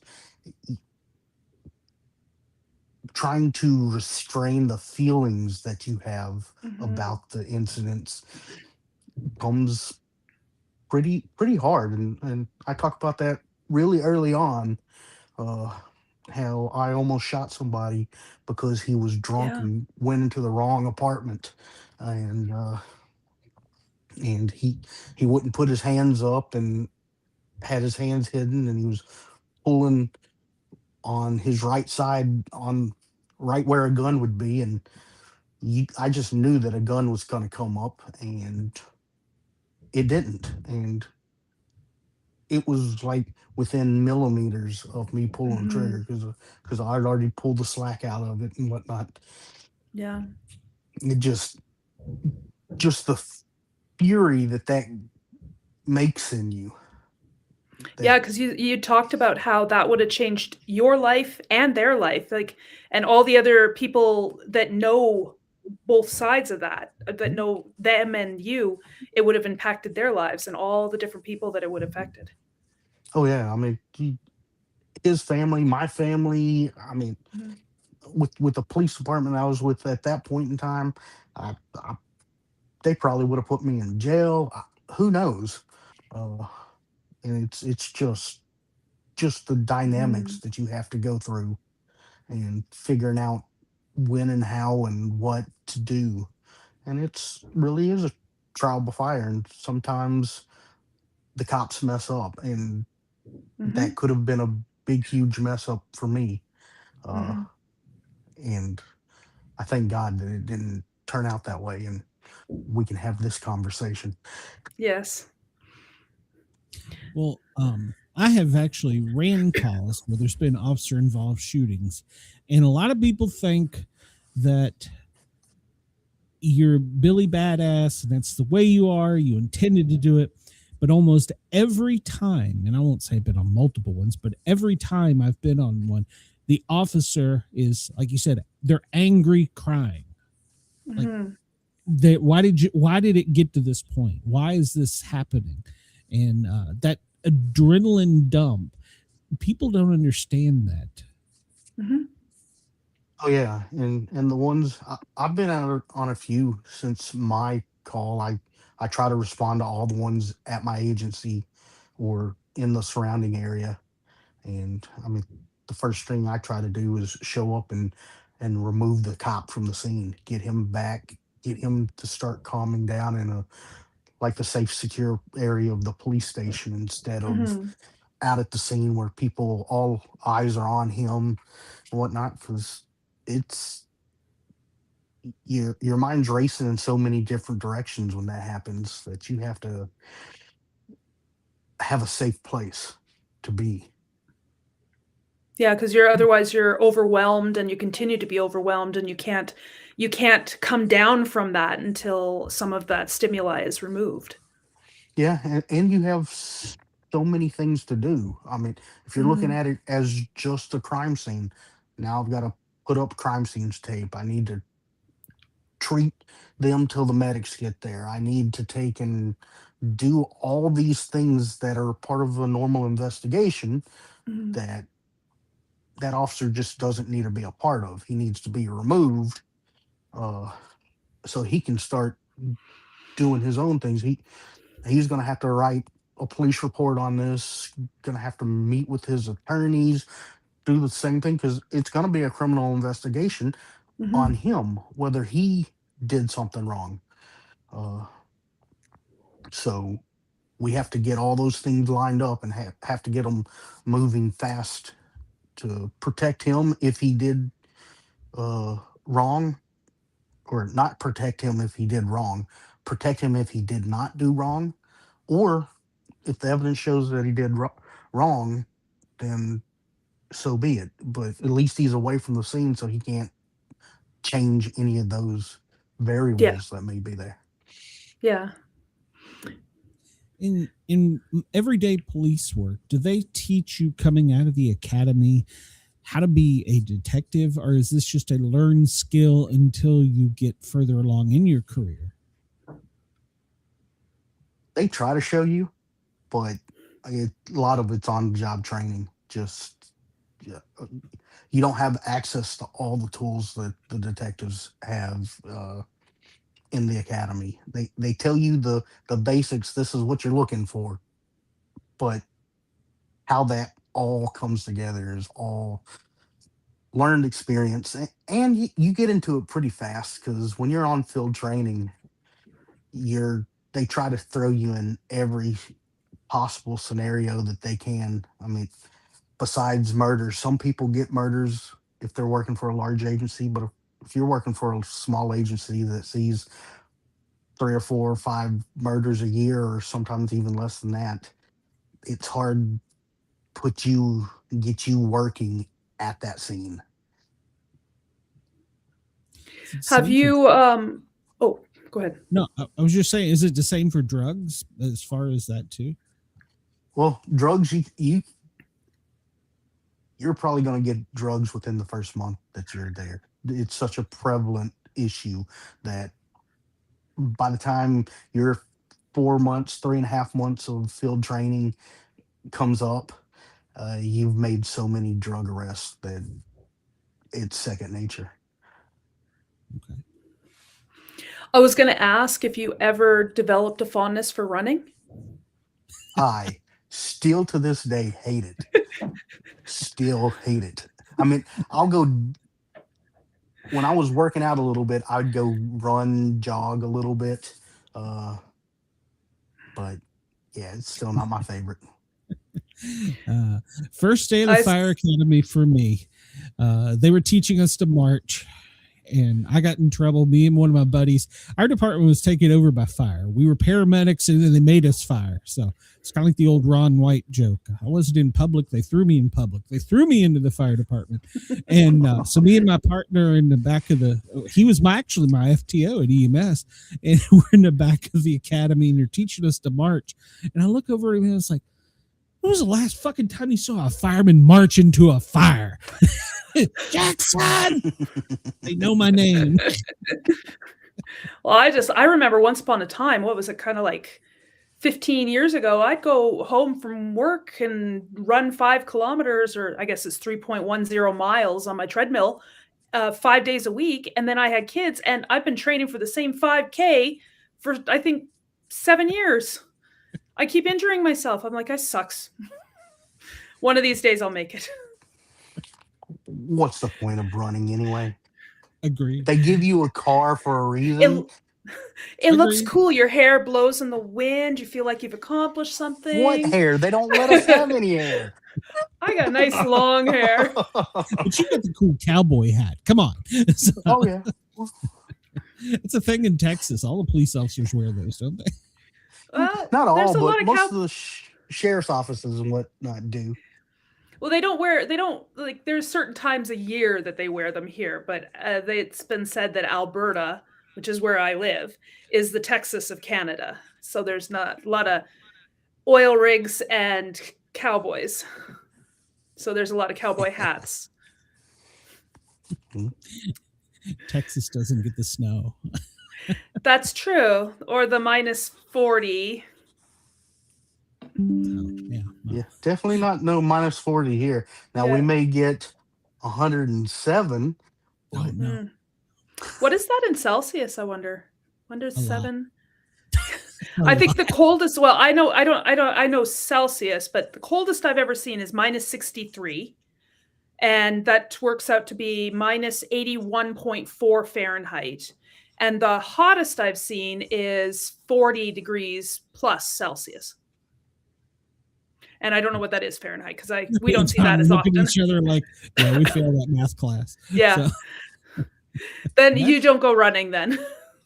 Metrics. What is that? I know. We're sorry, digressing again, but up here we like some things are inches and feet, and other times we use kilometers. I don't know. Confusing. Yeah, it is. 2.2 pounds is in a kilogram. Kilogram, So, yeah. there we go.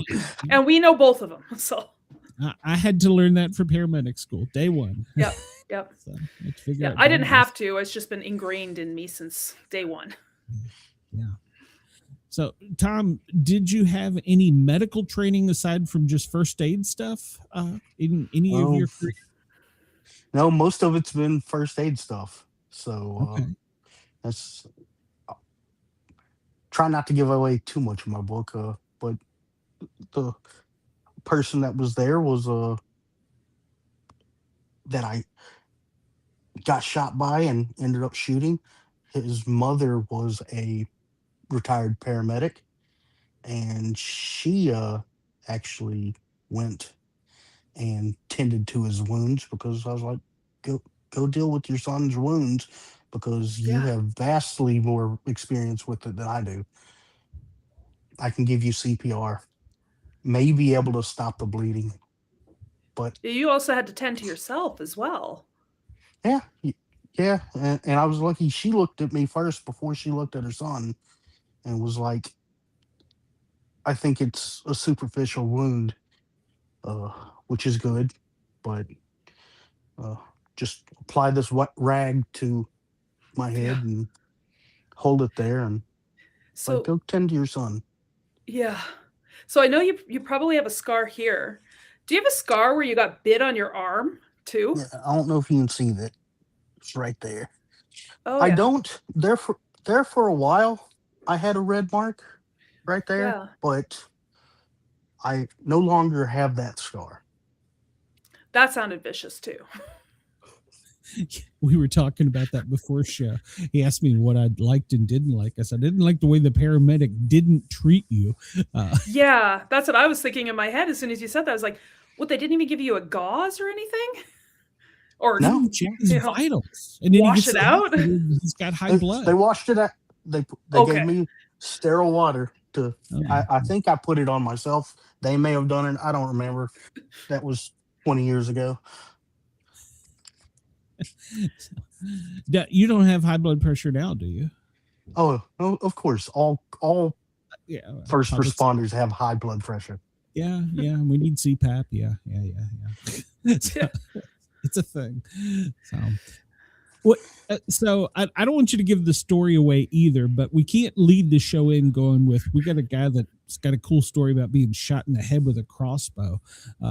So give us enough of the story to make everybody buy your book, but we gotta tell them a little bit. Well, I mean, it was a mental health call.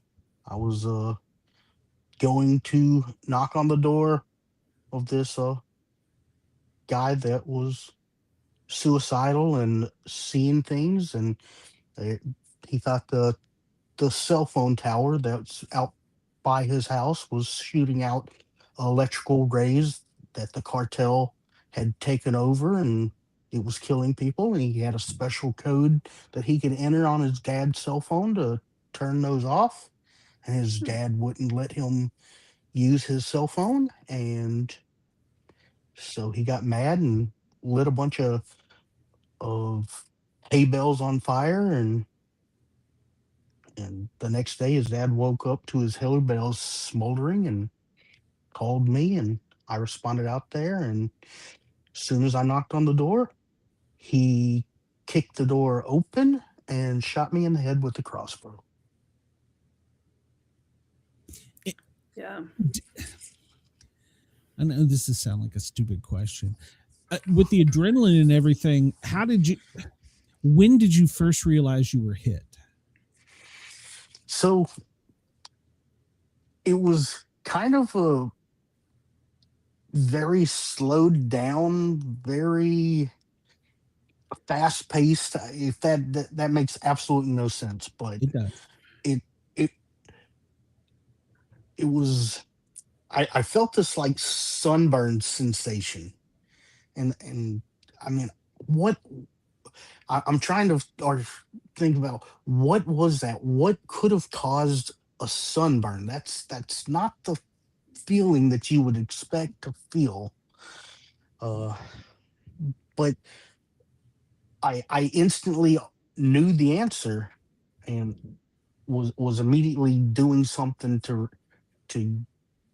turn away from that, and return fire and whatnot.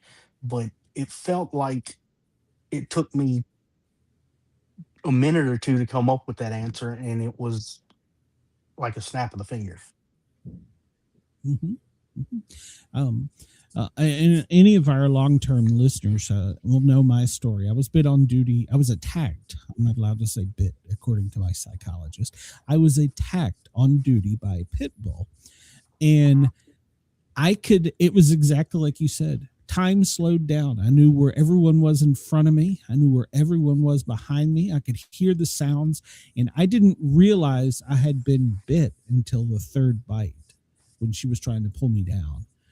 It happened so quick. Even with my sergeant, another medic, an EMT, and family on a front porch fighting, my driver behind me, nobody saw it. Oh, yeah, You know, it just happened so quick. And even as I'm looking down and I see a big dog on my hand, and I was going to ask you this. The first thing I thought, well, poke it in the eyes. And I was like, no, dummy, that only works on sharks because it wasn't getting her off of my hand. No, this is going through my head. This is literally going through Yeah, my head. it's like time's goes slower. Your brain's moving faster. And then I heard my uncle, he was a veterinarian, say to me, what'd I teach you? Kick him in the chest. It resets the electrical system. You know that, dummy. You're a paramedic. I'm like, oh, yeah, no shit. Steel toe boot to the chest. Got her right off me. So, but it was like time slowed down. I'm literally looking at my fingers being ripped off, and I'm going, well, poke her in the eyes like a shark. Oh, wait a minute. That's not working. But it does. It happens quick, but it's also slow. Now, one of the things that happened to me, now I don't know if you had this, Tom, and I want to ask you, since you've been on duty injury or attack, just before I was bit, there was a voice in my head that said, don't get bit. And I looked up on the front porch where they were fighting with a guy, and there was a bunch of little chihuahuas. And I was like, data cleared. I can kick those little suckers off the front porch. Not worried about it. I took another step, and this voice in my head, to this day, I do not know who or what the voice was. That's one of the reasons I started this show. Screamed, don't get bit. And I'm like, what is going on? I'm arguing with myself in my head, and I look, I see that. And then it couldn't have been another step, and I got bit. Immediately after, and I'm sitting there looking at my fingers dangling, the blood running out of my purple glove, and I'm going, well, that just happened. The voice in my head said, don't worry, it will only hurt for a little while. And don't worry, everything's going to be okay. And I'm at this point in time, I'm like, okay, I've been attacked by a dog. I'm arguing with voices in my head. Did you have any premonition or anything like that? So, and I talk about that a little bit. You get a feeling that something just isn't right, and the hairs on the back of your neck kind of stick up. And I typically don't wear a vest because of the unit that I'm in, uh, but I have one in the back of my vehicle. So I mean, something told me you need to go ahead and put that vest on uh, before you go up there. And I I had my vest on and all those things because there was a feeling of something's just not right with this. And I debated about whether to get another unit to come out there to help me, and then the father kind of sped things up, and it just all happened so fast and not according to any plan that I would have ever laid out for myself. But it is what it is. Yeah. Do you think you used to probably think back on that and think, oh, if I'd have done this differently, would this have worked? What should I have done this? And that at hindsight can drive you crazy, I bet. Oh yeah, I mean, if I would have had a second unit there, I mean, I don't think I would have got shot. The guy probably would have suffered much more than I did. Uh, but I mean, that's all in hindsight. Can't go back and change it. It's true. You Plus, you were wouldn't have a arguing- cool scar. Sorry. fixed the car. So come on, we know the only reason you become a cop is you couldn't pass the fireman entrance exam. We all know. So. Wow. Oh, I just didn't want He's to used to this. cook or play video games all day and get paid for it. Come on, man. It's all fun. Hey, we're going down I'm the not road. getting involved in that one. We're going down the road, lights and sirens. All the chicks are looking at my big red engine. So Yeah, because you use lights and sirens to go to everything. I mean, yeah. it doesn't matter what it is. You're going to go code to it. Yeah. It's all half the fun is getting there. You just want everybody to look at you. Huh? Pretty much. That's that was one of the things I told my instructor day one of EMT school, because they always ask, why do you want to be an EMT? Fuck, I don't know. You drive a cool truck. No, I said I want to drive really fast and cut the clothes off chicks. And he said, you're going to be trouble. Yep, I am. Oh, that's funny. Well, Tom knows this, and you probably do a little bit, Jared. We've got a sixth sense of humor, and cops are truly the first totally responder. do too. I give them help. Well, actually, no, dispatch is the first responder. You're like the second responder, and then we come in after you've told us to come in. So, yeah, that's all right. Y'all save foundations, so good job. I'm the one that sees everybody at the very end, and I make them look pretty. Yeah, you do. You dress them up, though. Yes. Except for those stupid gowns in the hospital. But oh yeah. Yes. Well, Don't get me started on those.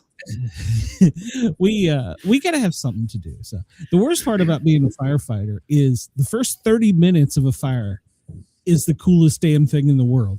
The worst thing is 32 minutes past. After you put that fire out, you got to clean everything up and make sure it's out. And yeah. So, but yeah, that's the best part. Or if you get on the scene second, that's the worst part. So.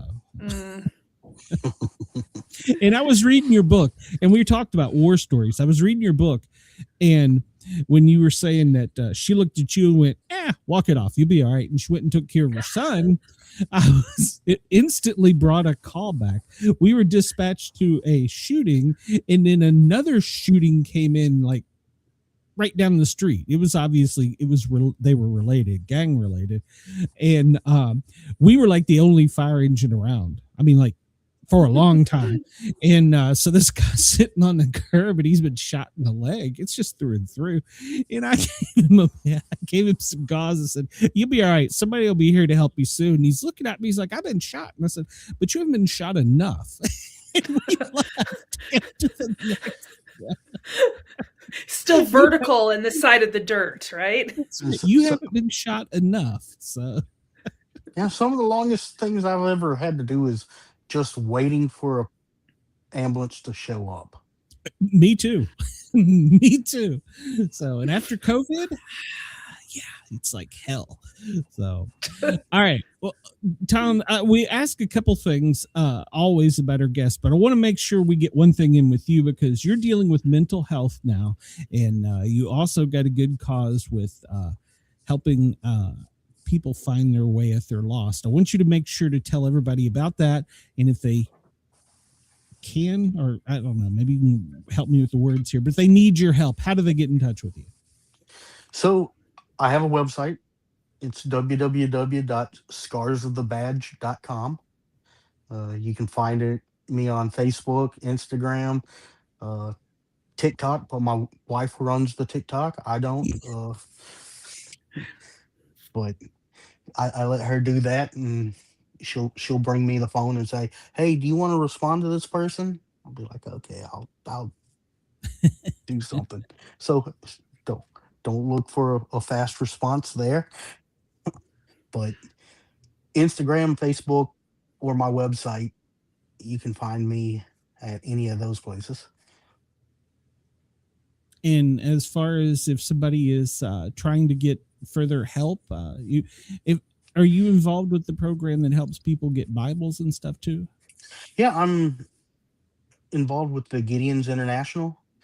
So we give most people know them, at least in the United States. They put hotel Bibles in almost any hotel that you go to, at least pre-COVID. They kind of took them all out during COVID, but we're slowly putting them all back, or at least in the hotels that allow us to. Uh, but we give away the little mini New Testaments to people, and the full Bibles to hotels and some other hospitals.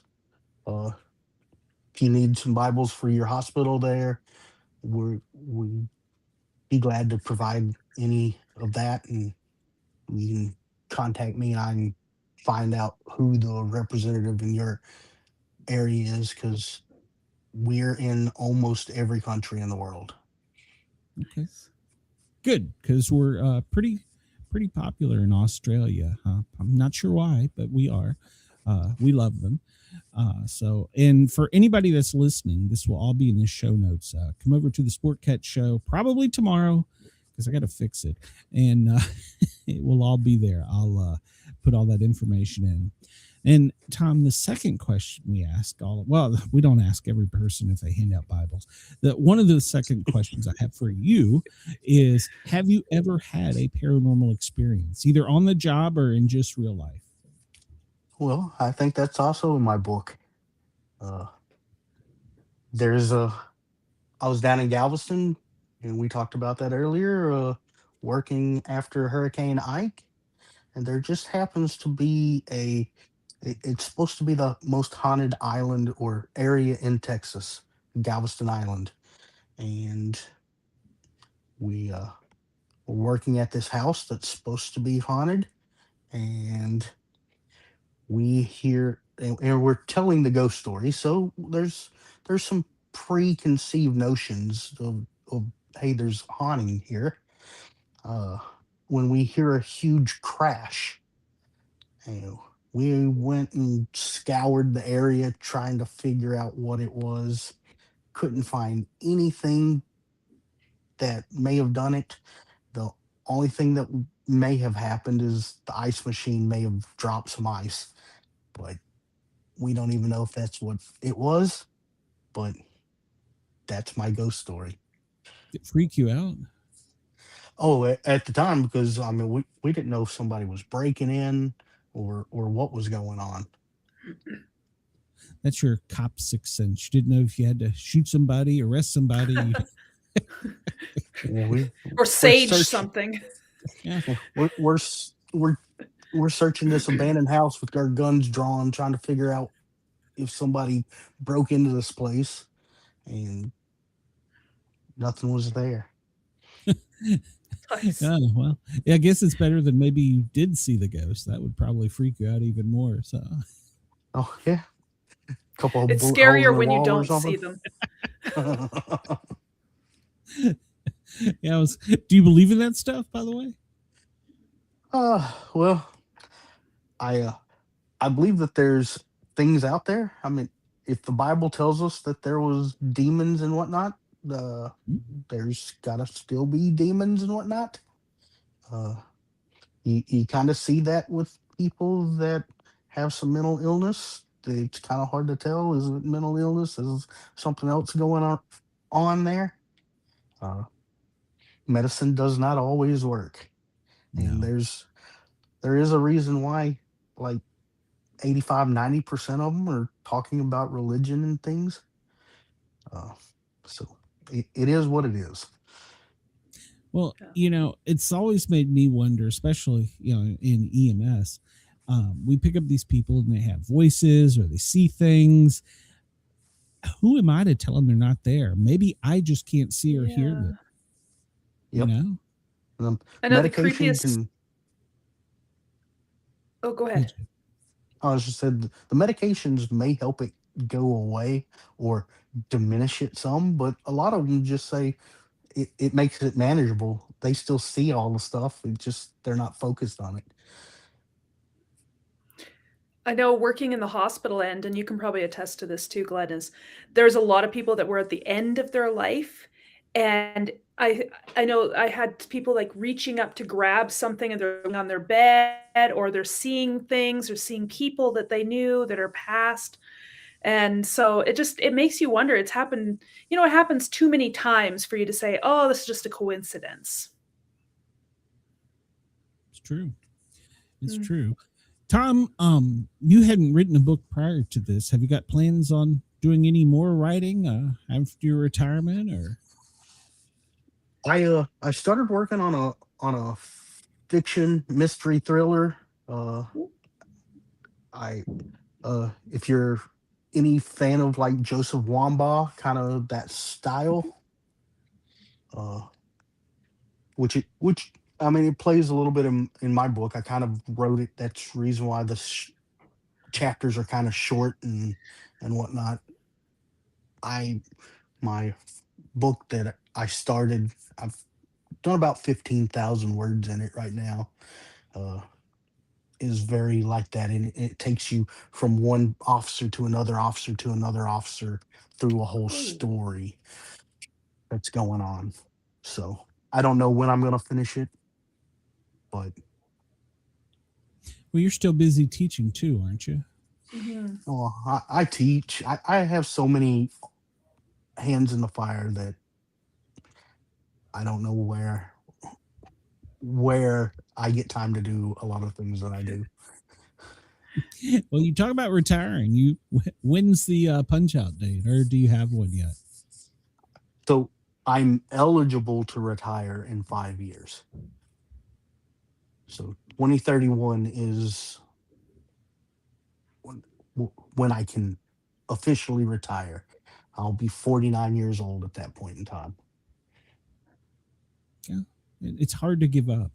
And that's one of the things you and I chatted about PTSD. That's one of the hardest things is you can't get past that adrenaline junkiness, no matter what you are, whether you run into burning buildings, deal with police issues, or patch people up. That adrenaline is you. Oh yeah, we ride motorcycles, we jump out of great planes for the thrill of it. We um, we're all adrenaline junkies. That's what got us into this line of work. It's the reason Yeah. why the firemen freak out when the fire bells go off and they go running lights and sirens because they're hoping to get to the call and get Hey, that we get to adrenaline. dress up too, mister. I'll have you know. I have to put my turn. Hey, we all wear uniforms. Well, and I don't want anybody to think, by the way, that police and fire don't like each other. We're kind of like the big brother to each other. We don't like each other, but we play well with each other. So, Oh yeah, I love the firemen. It just True- we true go sto- back and forth. oh yeah, absolutely. True story. We get dispatched out one night, middle of the night, to a wreck, literally right down the street from the fire station. Yep, we get dressed. We pull out onto the apron. Dispatch cancels us, so we pull right around back. And me, as the paramedic, I have to fill out the reports. The driver goes to sleep. The sergeant goes to sleep. I got a whole truck company back here that they've been asleep. So I'm up and I'm at the refrigerator and I look out and I see the police lights. I'm like, damn, there's a lot of police lights out there. And suddenly I see one coming towards the station really quick. He turns into the station and goes around back. And he's still got his red and blue lights on. And I'm like, huh. About that time, I realized he's going to go into the bunk room. That's the very first room, because, we all got a key, electronic key to get into every building. The first room he's going to go into, pitch black, full of asleep firemen, and he's gonna have a flashlight out, waving it around, yelling, "Hey, hey!" I'm like, "This some bitch gonna get shot." That was the first thought that went through my mind. I was like, I gotta stop it, but it was too late. So yeah, we carry guns too. So we like to use the fire stations. That you have to use the restroom somewhere, and they got clean toilets. Yep, So, great coffee. Yeah. So Kitchens, games. yeah, and we always Couches. invite you guys over for meals and stuff, holiday meals and stuff. So we love you guys. So, all right, Tom, I'm gonna let you get out of here because I know you're doing things, teaching and stuff. Thank you for allowing us to have a little bit of your evening tonight. And when you get your book together, let me know. We'll have you back on. Yeah. well, thank you. It's been great talking to y'all. Absolutely, and you got my number. Keep it. So don't lose it. Let's stay in touch. So, Sounds good. all right, Tom. We'll talk to you soon. All right. See y'all later. Bye bye. See ya. It's a great show. It started off a little rough, but it was a great show. So, We recovered it. yeah. Well, I hate that because I always feel like that's what I'm trying to do is recover it. So, it's like I get into like a nervous sweat, and I'm like, I can't Yeah. focus. It has to be perfect, and that's just my personality. So, Well, all right, when you're a mom, nothing is perfect, so you learn to roll with the punches. yeah, that's probably true. Well, Brenda and I will be back tomorrow for Sportcat's Daily Gazette doing the news. God knows there's enough stupidity to talk about, or we've probably blown some shit up in the past 24 hours. So we'll be back tomorrow for that. Jen, you got anything going on? No, I don't have anything this coming week. I'm surprised that I don't have any appointments or anything. Okay. I should make something up. I should be busy. Well, why don't you use this time to tell us where we can find you? Because Jen is also a very talented author. And so tell everybody where they can find you. Yeah, check out my website, jmshawauthor.com. You can see I have an events page, tell you where I am, what I'm doing. I have my books there. You can read about them. There's links to find them online. I have my Facebook and Instagram links at the bottom of my website. So that's the best place to start. Very good. And we will be back next Wednesday night. The first guest, we have another Naked and Afraid contestant. Nice. She will be on, the first guest, and the last guest is another author. So we've had a lot of luck and a lot of success, and some really good people. So Yeah. all right. Well, everybody, have a great night. I'm going to figure out what button to push. Thank you to everybody at WZQR, WRFN, and of course, Dare Talk Radio, Radio Country in Australia for allowing us to tickle your ears and be a part of your day. And I think I pushed the right button. There we go. Sounds like it. Everybody have a great night. We'll talk to you soon. See you next.